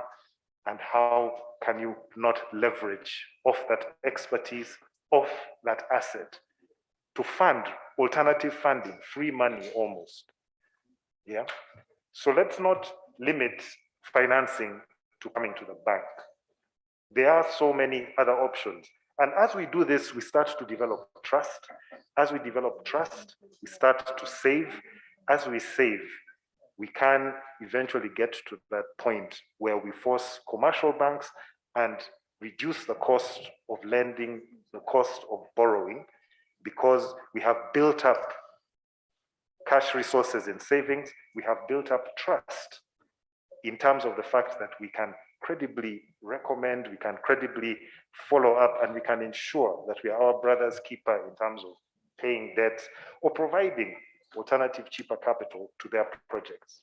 So that's something I'm really passionate about. We can have endless discussions after, but let's not limit sources of financing to banks. There are so many other ways we could raise cheaper funds, more long-term funds. Like you said, 15 years is a short time. Very true. Get someone who believes in your idea, your association, who is willing to travel the journey 30 years with you, leave a legacy for their children, yeah, in terms of the ability to earn dividend, the ability to have some form of investment on which they can capitalize for future growth. So let's not limit sources of financing to borrowing from banks. Let us look at how we can mobilize our savings, generate the kind of return and a resource base that will not only force the sector, banking sector as a whole, but all the other financial services to start to look at how they can more effectively leverage off each and every one of us. So that's how we can build up an inclusive framework to generate lower cost borrowing. So I think I've covered the affordable financing turnaround time and cooperation and synergy. But the other one is really, we should share our stories. We should share more of these stories. There's a lot that happens in this country, things that will amaze you. Yeah, people who have done projects, and when we're coming in as a bank, it's on the tail end. And the question is, where are these stories? These stories will provide the motivation, they provide the inspiration to drive people to achieve their dreams. So if something is happening in your space, you're able to benefit from cooperation and let's share that story so that someone else can pick it up. And that way, we're able to do a whole lot more with the few resources that we have. I submit. Thank you, Sam. Thank you for those quick words. I know the discussion with UDB will continue and the lessons for all of us to learn, not only lessons, but also there are things for us to be able to pick. Certainly we are running down on time, but I would want to request our elder, Dr. Mvawala, the ED of National Planning Authority, to come, respond, and give us. Would you want to use this? And then we summarize this session. Thank you very much. Rightly so. When you see people standing, sitting is a problem to me because I have a back problem. You know, in this house is somebody who pushed me to expand my envelope. I remember when I was working with the Minister of Education, and I was given a job at ADB. My elder brother told me, come on, get out. And I did oblige. Now, this country, my elder brother is here. This country has a fundamental financing problem. A fundamental financing problem which we have to deal with. And many people think I speak like private sector. I speak like government. I speak like government because it is my work to plan for this country and give this country ideas that work. It's not my work to implement. Beyond that, I check what government is doing. So that's why I speak the way I speak. Now, one, we have a fundamental problem which we have to discuss. And Mr. PS, I think you should call a program working group. Call all of us, call UPDF, call everybody. That's why we went for programs, that we bring everybody together who are supposed to deliver a result, working together to deliver that result. So if you call that meeting, we will discuss these issues. You cannot expect a long-term project to be financed by short-term financing. Fundamentally flawed. That's why we are pushing in the Planning Authority to put money in this institution. You know that I have been fighting that fight for a very long time. And this institution is now getting money. Unfortunately, we still need this institution to get an extra $1 trillion shillings. For them to give us credit at 8 and below, because 12 is too high. That's the truth. I don't think that comes from private sector. The truth is we cannot survive in business with 12%. But in the context, 12% is the lowest you can get. In the context, because others are getting at 23%. And you wonder how they do business. But they're taking it. So now we need to sit down and put all our support behind this institution. Because UDB should not be talking about, you have not given me information. UDB should not be talking about, your project is a bad idea. That should not come from UDB. That should come from a commercial bank. I am a development banker. Our work is to develop bad ideas into good projects, to risk more than commercial banks risk. But they cannot do that right now. We need to give them the resources. We need to build their capacity to develop projects. Let me ask you a question. If you have never been an hotelier, can you design a project in hotels? You will be lying to yourself. If you have never been an educationist, can you design a project in education? If you are not a doctor, can you design a project in health? So this UDB should have that capacity. That's what we are looking for. And we know it. We don't need anybody from outside to tell us. So what we have to do is to come together and ensure we do this and do it right. Now, this is what we've learned today as a planning authority. The issue of mice is critical. And now we are now writing a post-COVID recovery. The one we have been writing has been so skewed. But every time you go out, you learn. We were the same people who advised the cabinet to cut workshops. But now we are coming here to learn what a bad mistake. Is that private sector? Any planner should be able to know when you make a mistake and correct it, and apologize when you have to. So you can see, while we were saving money for vaccines, we were killing hotels. Unintended consequences. Because we cut workshop money, and the biggest consumer of mice in this country is government, for God's sake. And I think I'm proud to accept that I was wrong. The other issue we need to talk about is justice. So you will see a different communication when I live here. It is going to be totally different. Totally different. To say we were wrong, we need to think about this. I did not even think about the justice system when I was coming here. I go away knowing that the justice system is as important as environment itself. So we take away this. We also take away that financing must be rethought, and I agree entirely. We must. Financing of this sector must also be rethought. But at the same time, I am calling on the sector. I know that it has improved very much. But for you to take on this responsibility, your planning capacity must be top-notch. I want to advise you. You know these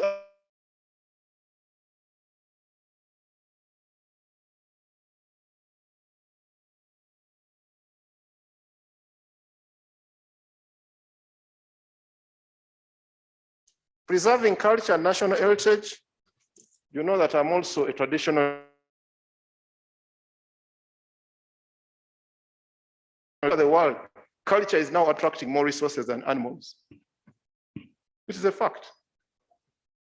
So we need to find a way. How do we invest? The unfortunate thing in this country is that we have too much to invest in. Then we invest little, and get nothing. I hope PS you will call us and let us agree on the priorities. Let us prioritize, for God's sake, and let government put resources enough to achieve those priorities.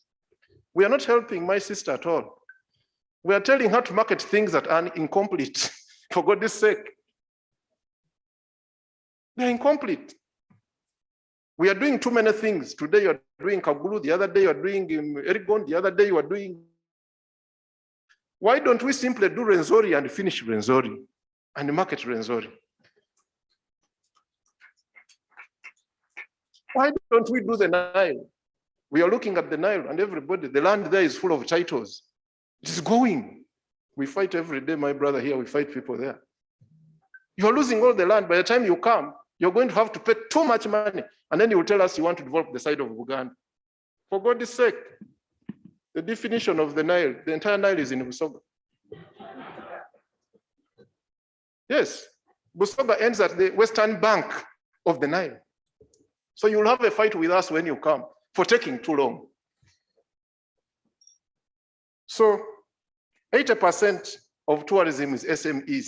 I did not even know, and I'm your planner. So now I know when I'm going back to the ministry, we've created 100 billion for SMEs. I want to see, is tourism among those SMEs? So we come here to learn. We don't come here to just talk. We come here to learn what you say and we take it away. So I answer the issue of people in government talking like private sector. I am only a frank person. and I head the planning authority. And it is my duty after planning to follow up. I am writing a report on UDB just right now. And I have listened to you. You are saying 12% is too high. And I'm going to put it up. But I'm also going to say, government, do this to UDB for them to be able to do X and Z. I think the future of this country lies in this institution. You know why? I am not a very good supporter of banks. Because they take our little money, put it together, and for us who give them a little money to make big money to loan, they can't give us a loan.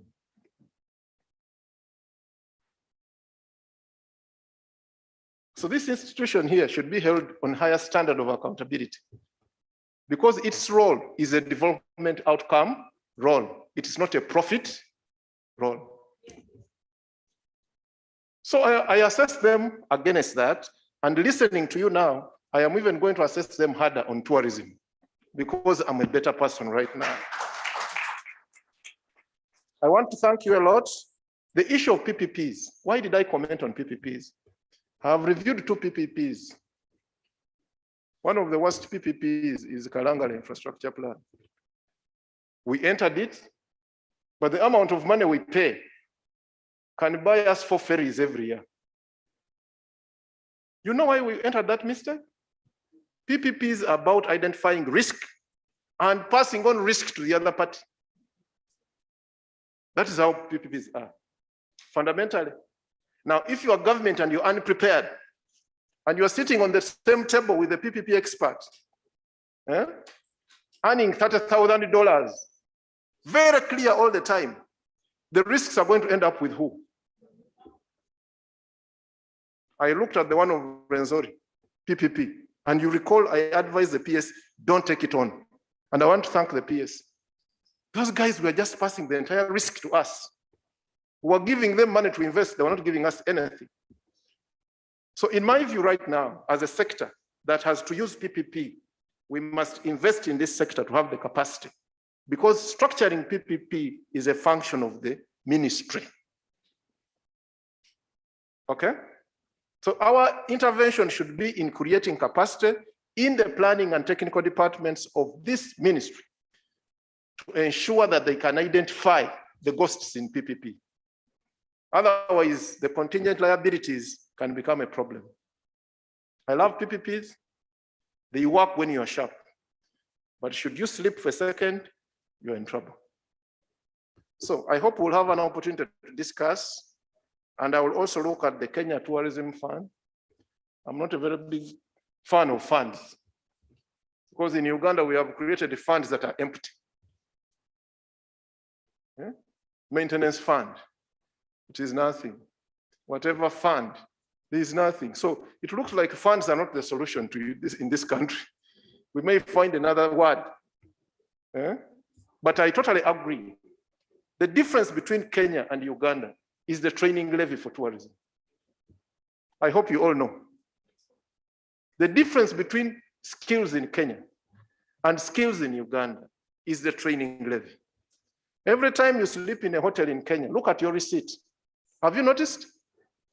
You pay for the training of the people who are serving you. In Uganda, we assume that government will do everything. Government to Yambi. I think as a sector, we need to sit down, and I'm so happy today that I have been here. I've dodged a lot. I am now on board, because tourism is my retirement job. May God bless you.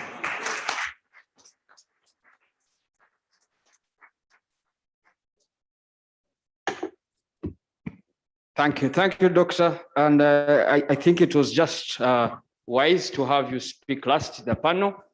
Can we give the panel a second round of applause? Thank you very much. I'll ask the panelists to take their seats, and then, because we're running down on time, I will hand over the program to Jimmy. Thank you so much, and thank you for being very good participants.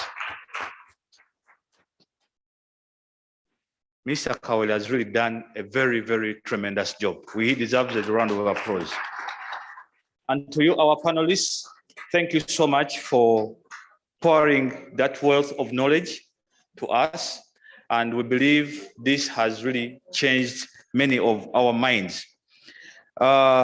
Ladies and gentlemen, we pledge to share many of these presentations with you.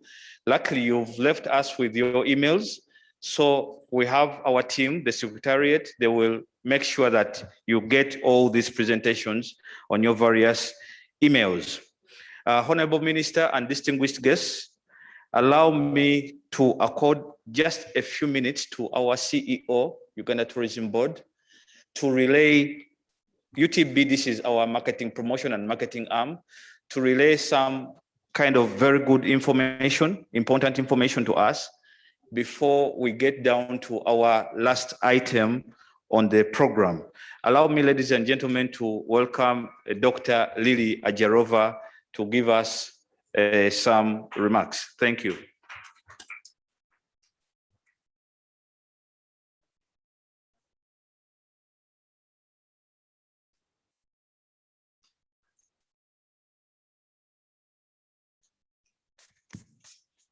Thank you very much, Jimmy.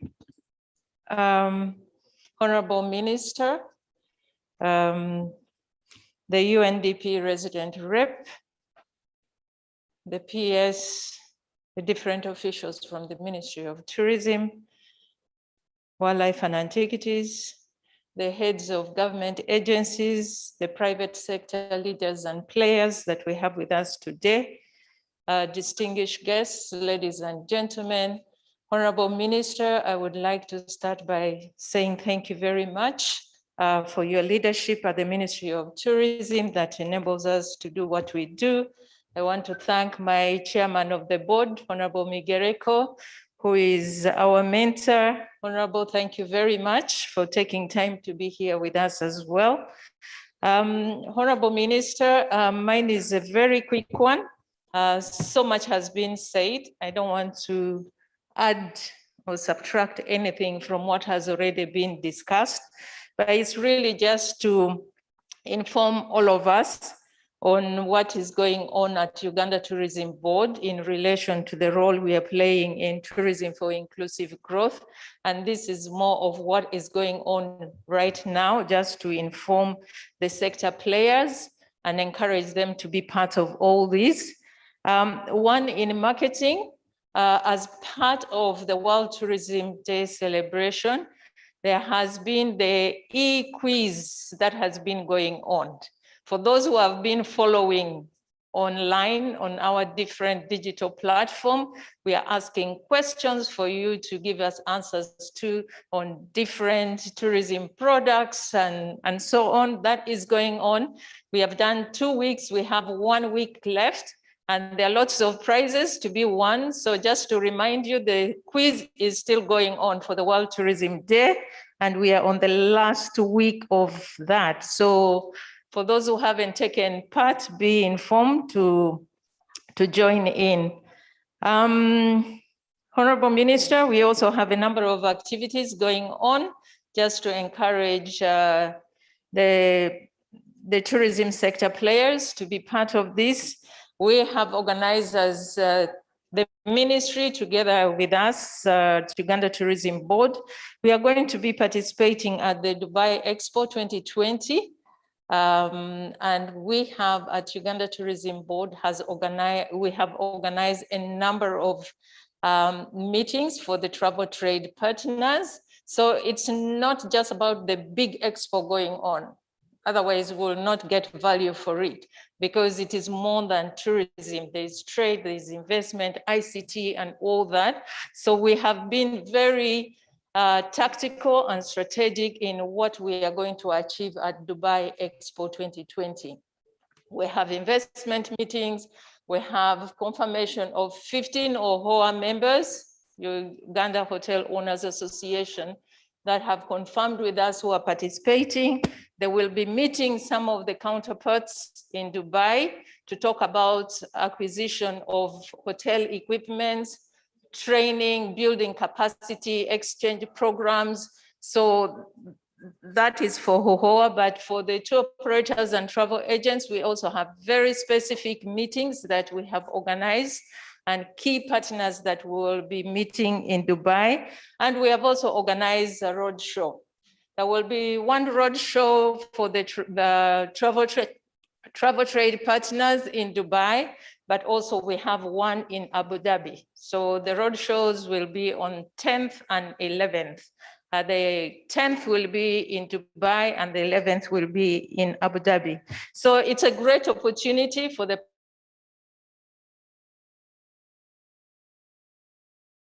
try and make sure that we coordinate and organize this for you. So please do take the opportunity to participate or reach out to us and let us know how we can be able to help you be part of this.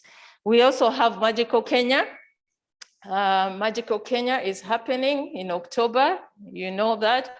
It is virtual. We already did our virtual Powate this year.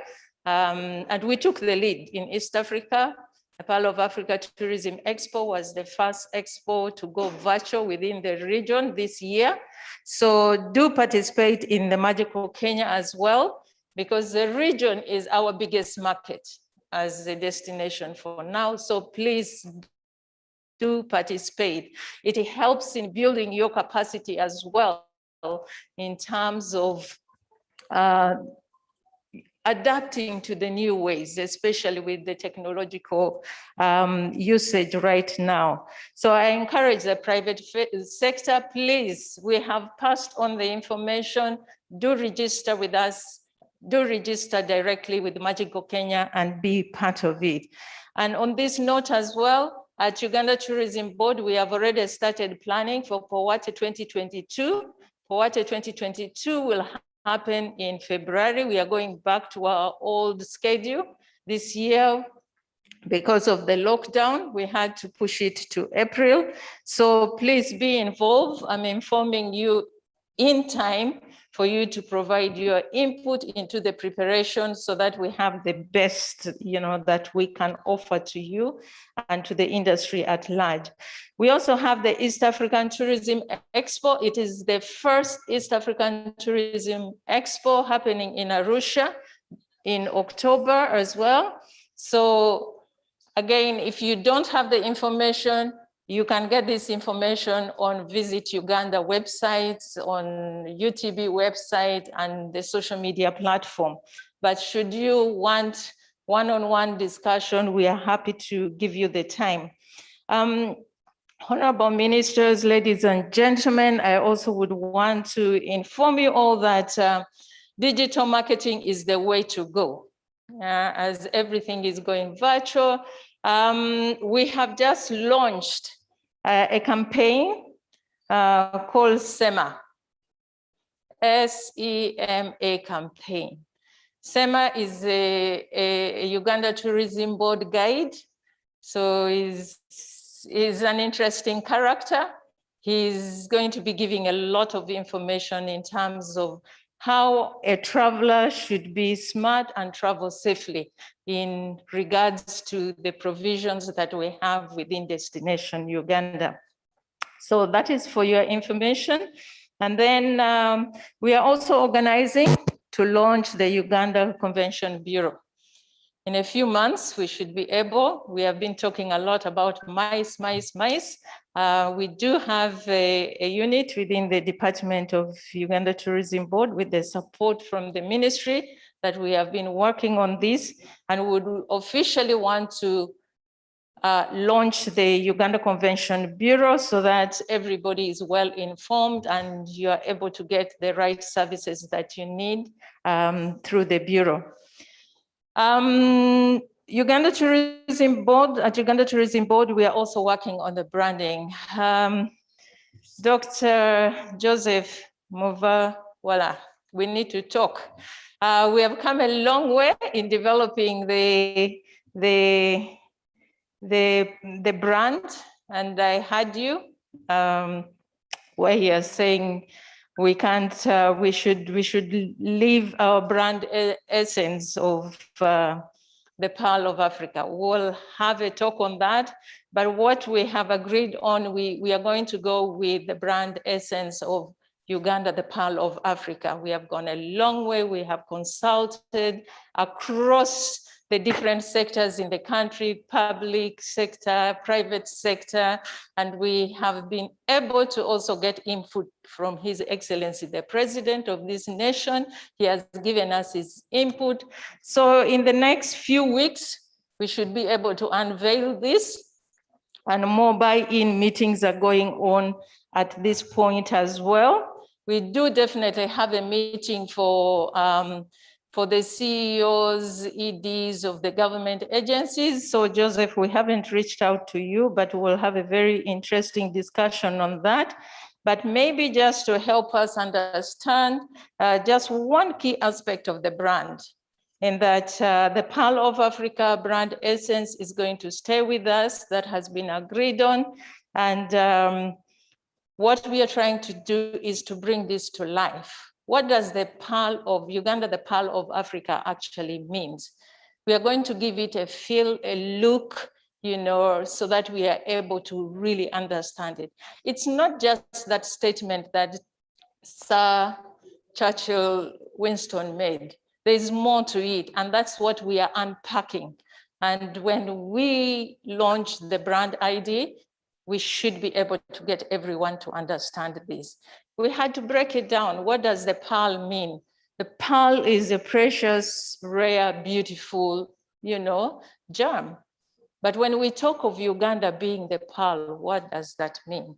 So please keep alert. We will be coming to you on this, and we would want every Ugandan, every resident of Uganda to get a buy into this first before we go to the international market with it.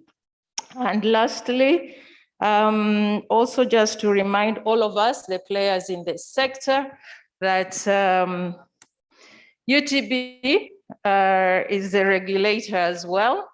And so the registration, if your business is not registered, please, we have online registration system. Do not be taken unawares when the law enforcement starts. We are giving you time. We have been doing a lot of awareness campaign, training with the different players, but the general public as well, through radio, television programs. If you know anyone, if you're a private sector player here in this room, and you know someone, you have a relative running a tourism enterprise business that is not registered with UTB, please advise them to come and register. It's very important. Some of the issues, Honorable Minister, you talked about, and you have really gone all the way to help us, about what is happening at the airport. Honorable Minister, I want to report to you that the private sector are the same people letting us down. Because as Uganda Tourism Board, we set up a tourist health desk at the airport. We wanted a seamless experience for the tourists coming into this country, irrespective of what the requirements were.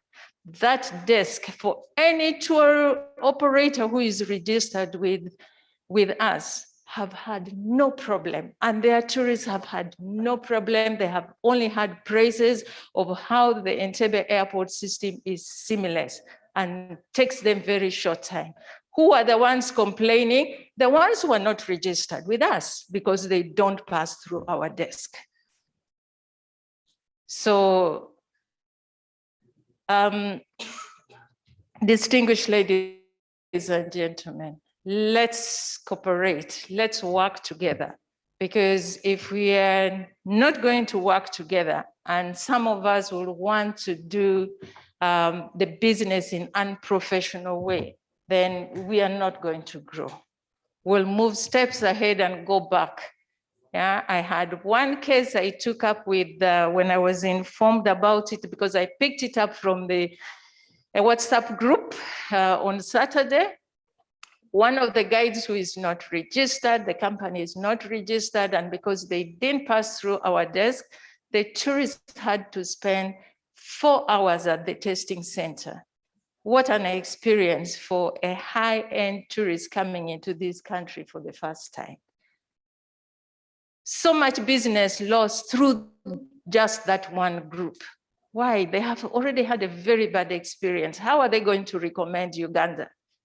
How would they even want to stay longer if right from the first hours they have had such a horrifying experience? So please, I do appeal to all of us. Let's, if you need any help, come to us. The process of registration is very simple, very simple.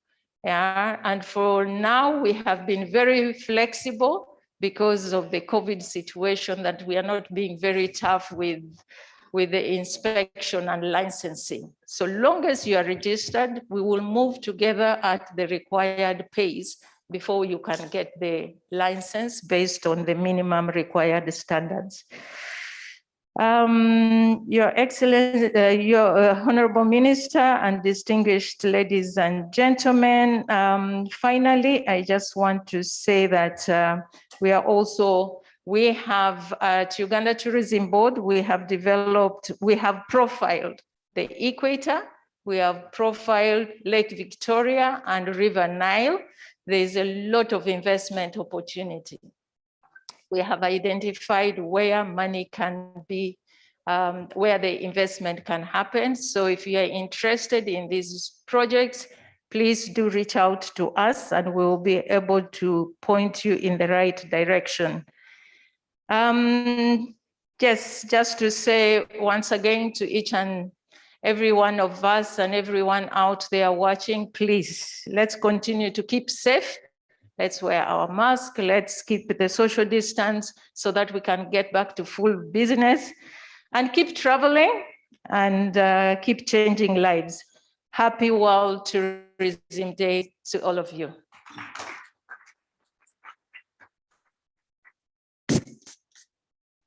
All right, thank you, Dr. Liddy, and thank you, ladies and gentlemen, Honorable Minister. We are coming to the end of today's program.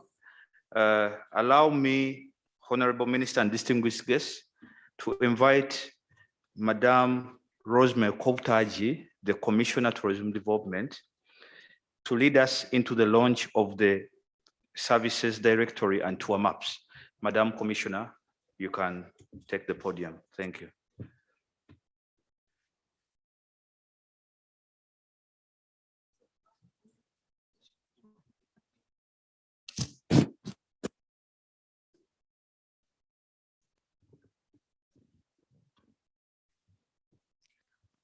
Minister, Mr. Piet, Deputy Res Rep, UNDP, our development partners, government officials here present, our private sector partners, and the media, distinguished ladies and gentlemen. It's my pleasure to stand here before you to request the minister to launch our tour maps and services directories. We run a program at the ministry called Tulambule. Tulambule is a domestic tourism drive. Over the last year, at the height of the pandemic and looking at our services sector struggling with having a business, we came up with an initiative to publish all service providers from high end to the very low end. And we came up with a services directory. It includes services from accommodation, from banks, from the police, from restaurants, roadside markets, anything that is of interest to our domestic tourists. It's in this booklet, the Tourism Services Directory. These directories are regional. We've started with the southwestern Uganda, western Uganda, and eastern Uganda. Right now, we are concluding the travel arrangements to go to northern Uganda, Karatunga. We hear your cry. You're last but not least, but you will definitely be documented and you will have a guide for your own services. And I want to show you the map. This map has been done by our ministry and private sector initiative, USAGA, the Safari Tour Guides Association, and also with the Ministry of Lands and Urban Development, and their Department of Mappings and Survey. So this is the map of one area. Now, it's a very detailed map. You don't get everything here. It is digitalized and uploaded on all our tourism platforms, both for government and for the private sector. And it's going to be uploaded on Google Maps. So when you click on it, it will take you direct. Supposing you want to go to Sipi Falls, it will zoom directly to Sipi Falls and show you where you're at and the distance in kilometers. It will show you your nearest hospital or health center, the police station to get his information from, and transport. Fellow Ugandans, this is to encourage you to travel. Fellow East Africans, this is to encourage you to travel. Know your country. Uganda is a fairy tale. Put it on your bucket list that before you check out of this earth, you've gone to every corner of this country. It's a beautiful country. Let finances not be an impediment to you to travel, because all this information we have compiled, you will find where your pocket can fit. Thank you. And Honorable Minister, can you electronically come and launch our services guide and our tour maps? Thank you. Can you show him how to do it?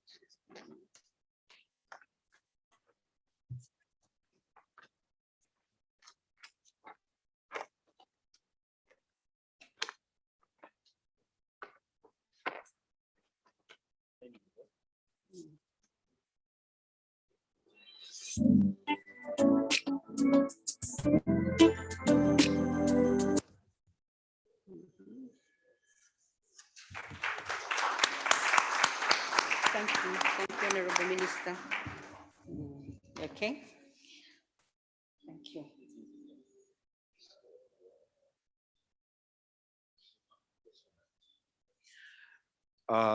Ladies and gentlemen, we also have the launch of the marketing strategy of the handcraft and souvenir project. Allow me a welcome Madam Aulo to come and first of all give a brief to Honorable Minister before the Honorable can proceed to launch this as well. Thank you.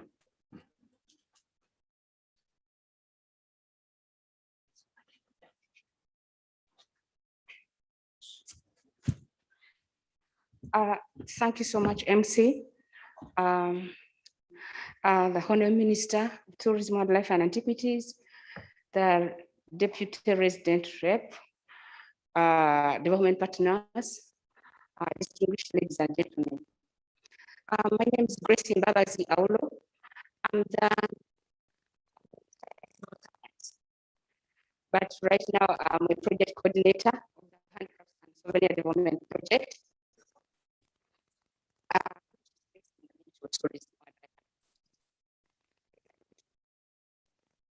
The project is a 3-year project which started in 2019, and it is funded by the Enhanced Integrated Framework, which is a multilateral partnership dedicated to assisting these developed countries using trade as a driver for development. EIF has been in the country for quite a long time, and the focal person, Uganda focal person point is Ministry of Trade, Industry and Cooperatives. Ladies and gentlemen, the project is called the Uganda Handcraft and Souvenir Development Project. First and foremost, why did we have to go into that? Ladies and gentlemen, we found out at the ministry, at the time I was in the ministry, we found out that most of the visitors, and why is it targeted to the Ministry of Tourism anyway?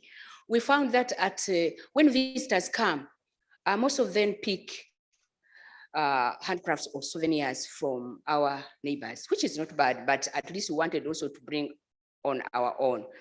So we developed a project and which was approved and is being funded by EIF. It was launched in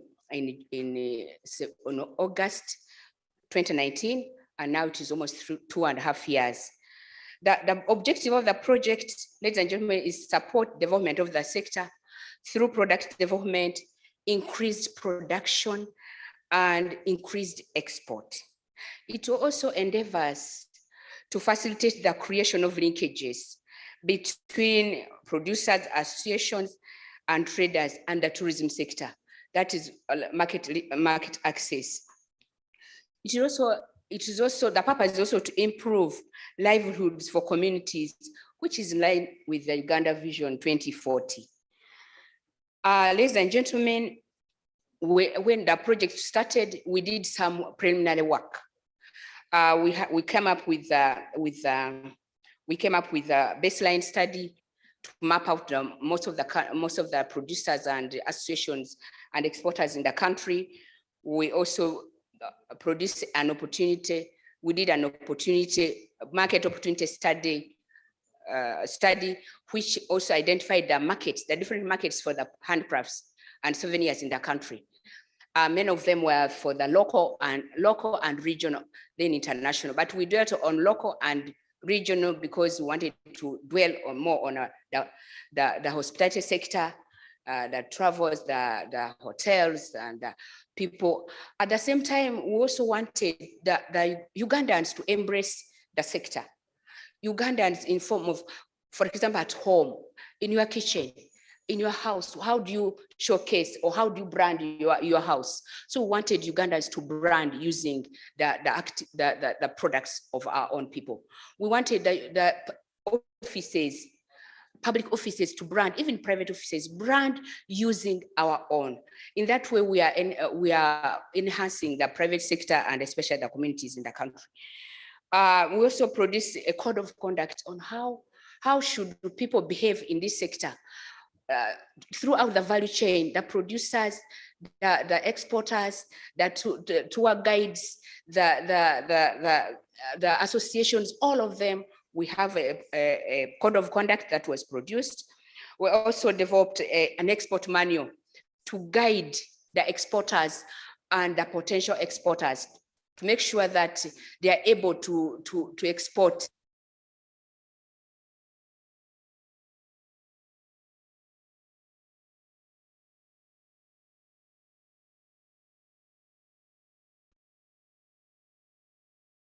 the public sector and together with the private sector to identify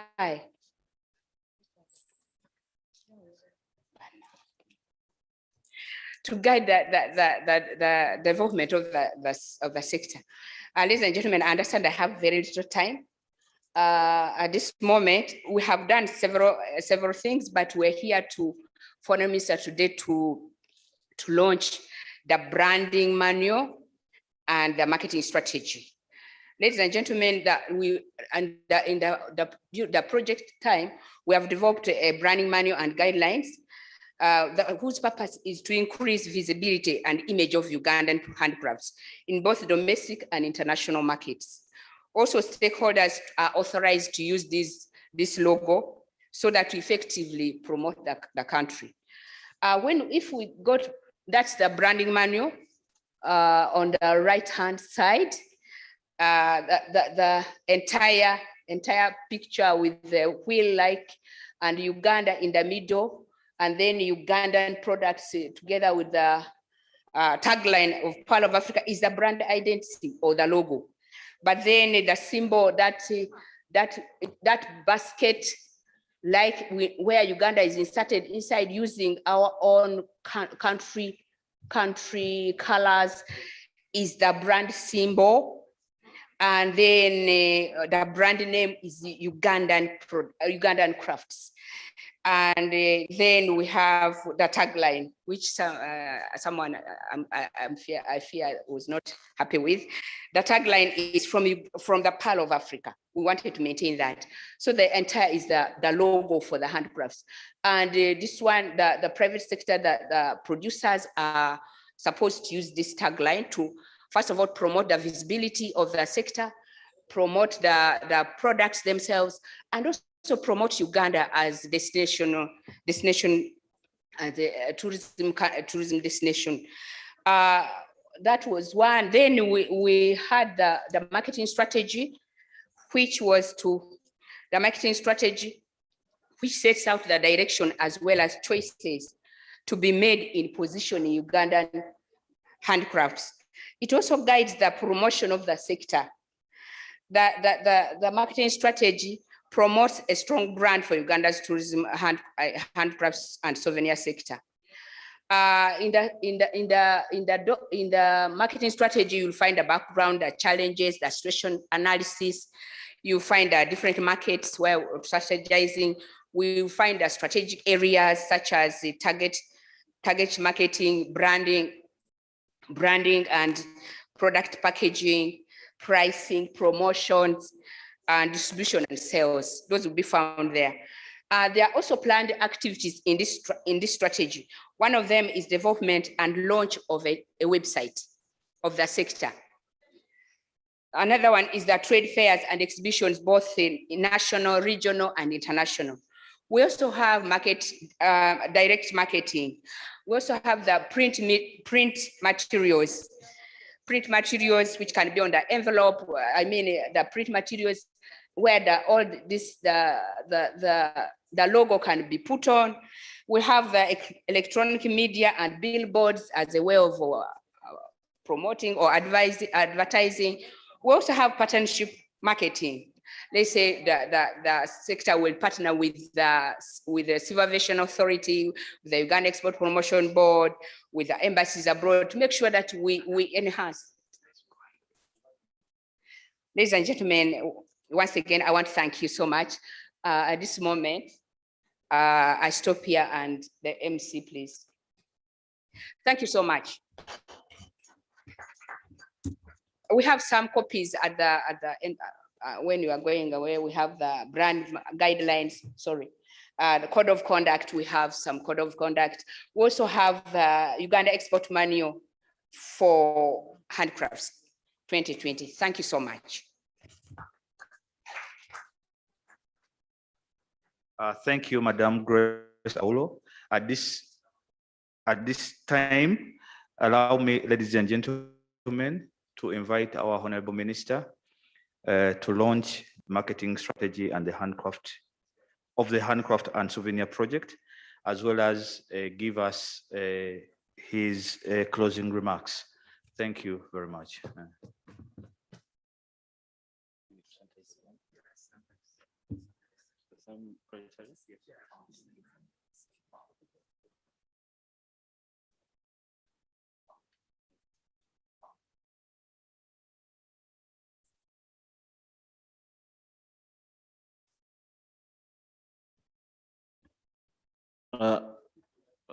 Thank you so much for being patient. I know it's past lunchtime and things may not be good for some of us. But I want to thank you so much for organizing this and being here this long. I just want to make 2 remarks as we close, just in 2 minutes. First of all, I want to thank the panelists for the job well done. I think they deserve a hand clap indeed. And of course, the other participants that were in the crowd as well, I want to thank you. Thank you, UTB, as well, for the information that you gave. But there's one thing I noticed today when presentations were going on, and when we had a little bit of interaction from the rest of us in the audience. It seemed like most of us have actually thrown in the towel when it comes to financing from government. We're only discussing my sister here, UNDP, EIF, for government, as if you guys have given up completely, which I think is very unfortunate. But I want to assure you that as a ministry, and of course, we are going to do our best so that you regain this trust in us. When I was looking at the panelists as well, I didn't see any from directly from the ministry. We have people from out there. Of course, they are development partners. There should have been someone from the ministry that would be asking pertinent questions as well. Of course, going forward, I know there will be a celebration of this kind the following year. We've discussed a number of issues, discussed a number of challenges, and like the EDNPA suggested, I think let's come up with a working group. It will be unfortunate for me to reappear here through my senior Honorable Mugereko for the next World Tourism Day, and we are still lamenting over the issues we lamented about today. I would rather not attend actually, because it would be a disappointment. So let's go. The good thing, we are in the initial stages of the budgeting process. Let's go work around, get our act together, and see how we can fund some of these priorities ourselves, so that we don't just come here to attend as, being around, but without doing much contribution. Definitely, of course, I want to thank UTB. Sorry, UDB. I think you had the biggest challenges, so many questions. I was in UDB the other day. But I think we need to engage, and you'll be honest with us. You see one thing that sometimes it's important you do your part and find someone to apportion the blame to. So we want to get it out of our line as the ministry. Then now we shall say, I think UDB is the problem, or this other player is the problem. Do you sit down with us and honestly tell us, for us to get funding or financing from you guys takes us a year, then we know it and we plan accordingly. Or 1 month, then we know, than rotating around all over. So I think we should have, with the private sector, after this, let's sit down and discuss and see how best. Then of course, conclusively, and I want to thank Mr. Simwe for the good presentation. The biggest challenge that I have met in this ministry, I was in Vunyoro over the weekend over human-wildlife conflict. If we do not change the mindset of our leaders, the ones even in parliament where we sit, because you have to be in parliament at 2 because of human-wildlife conflict. And the mentality most of these leaders have, because you see they're urging for only degazetting the protected areas, and we give them back to community. They are talking about poaching. They are supporting all these kinds of bad things that of course would go against what we are discussing today in terms of looking at continuity when it comes to conservation and the tourism sector as a whole. So through the development partners as well, I think we have to find a way of having interactive debate with these people. And one thing I've learned over the days is when you engage them, I think all they lack is information. If you share with them, they understand, so they can understand the importance of conservation. And then we have, like one of the people said, our kids and our grandchildren find most of this beautiful wildlife. With those few remarks, of course, my job here is to mainly close as well. But thank you so much. Hope to see you going forward. And I want to call upon the private sector. Soon we shall be meeting you as hotel owners, as the tour operators, soon, I think in the next few weeks. So we can discuss and come up with something more better where we make it much more easier for you to do business as you go up around the tourism. Thank you so much. And I wish you a good afternoon. Hope to see you next year. But I think like we agreed with some solutions, not lamentations this time. Thank you so much.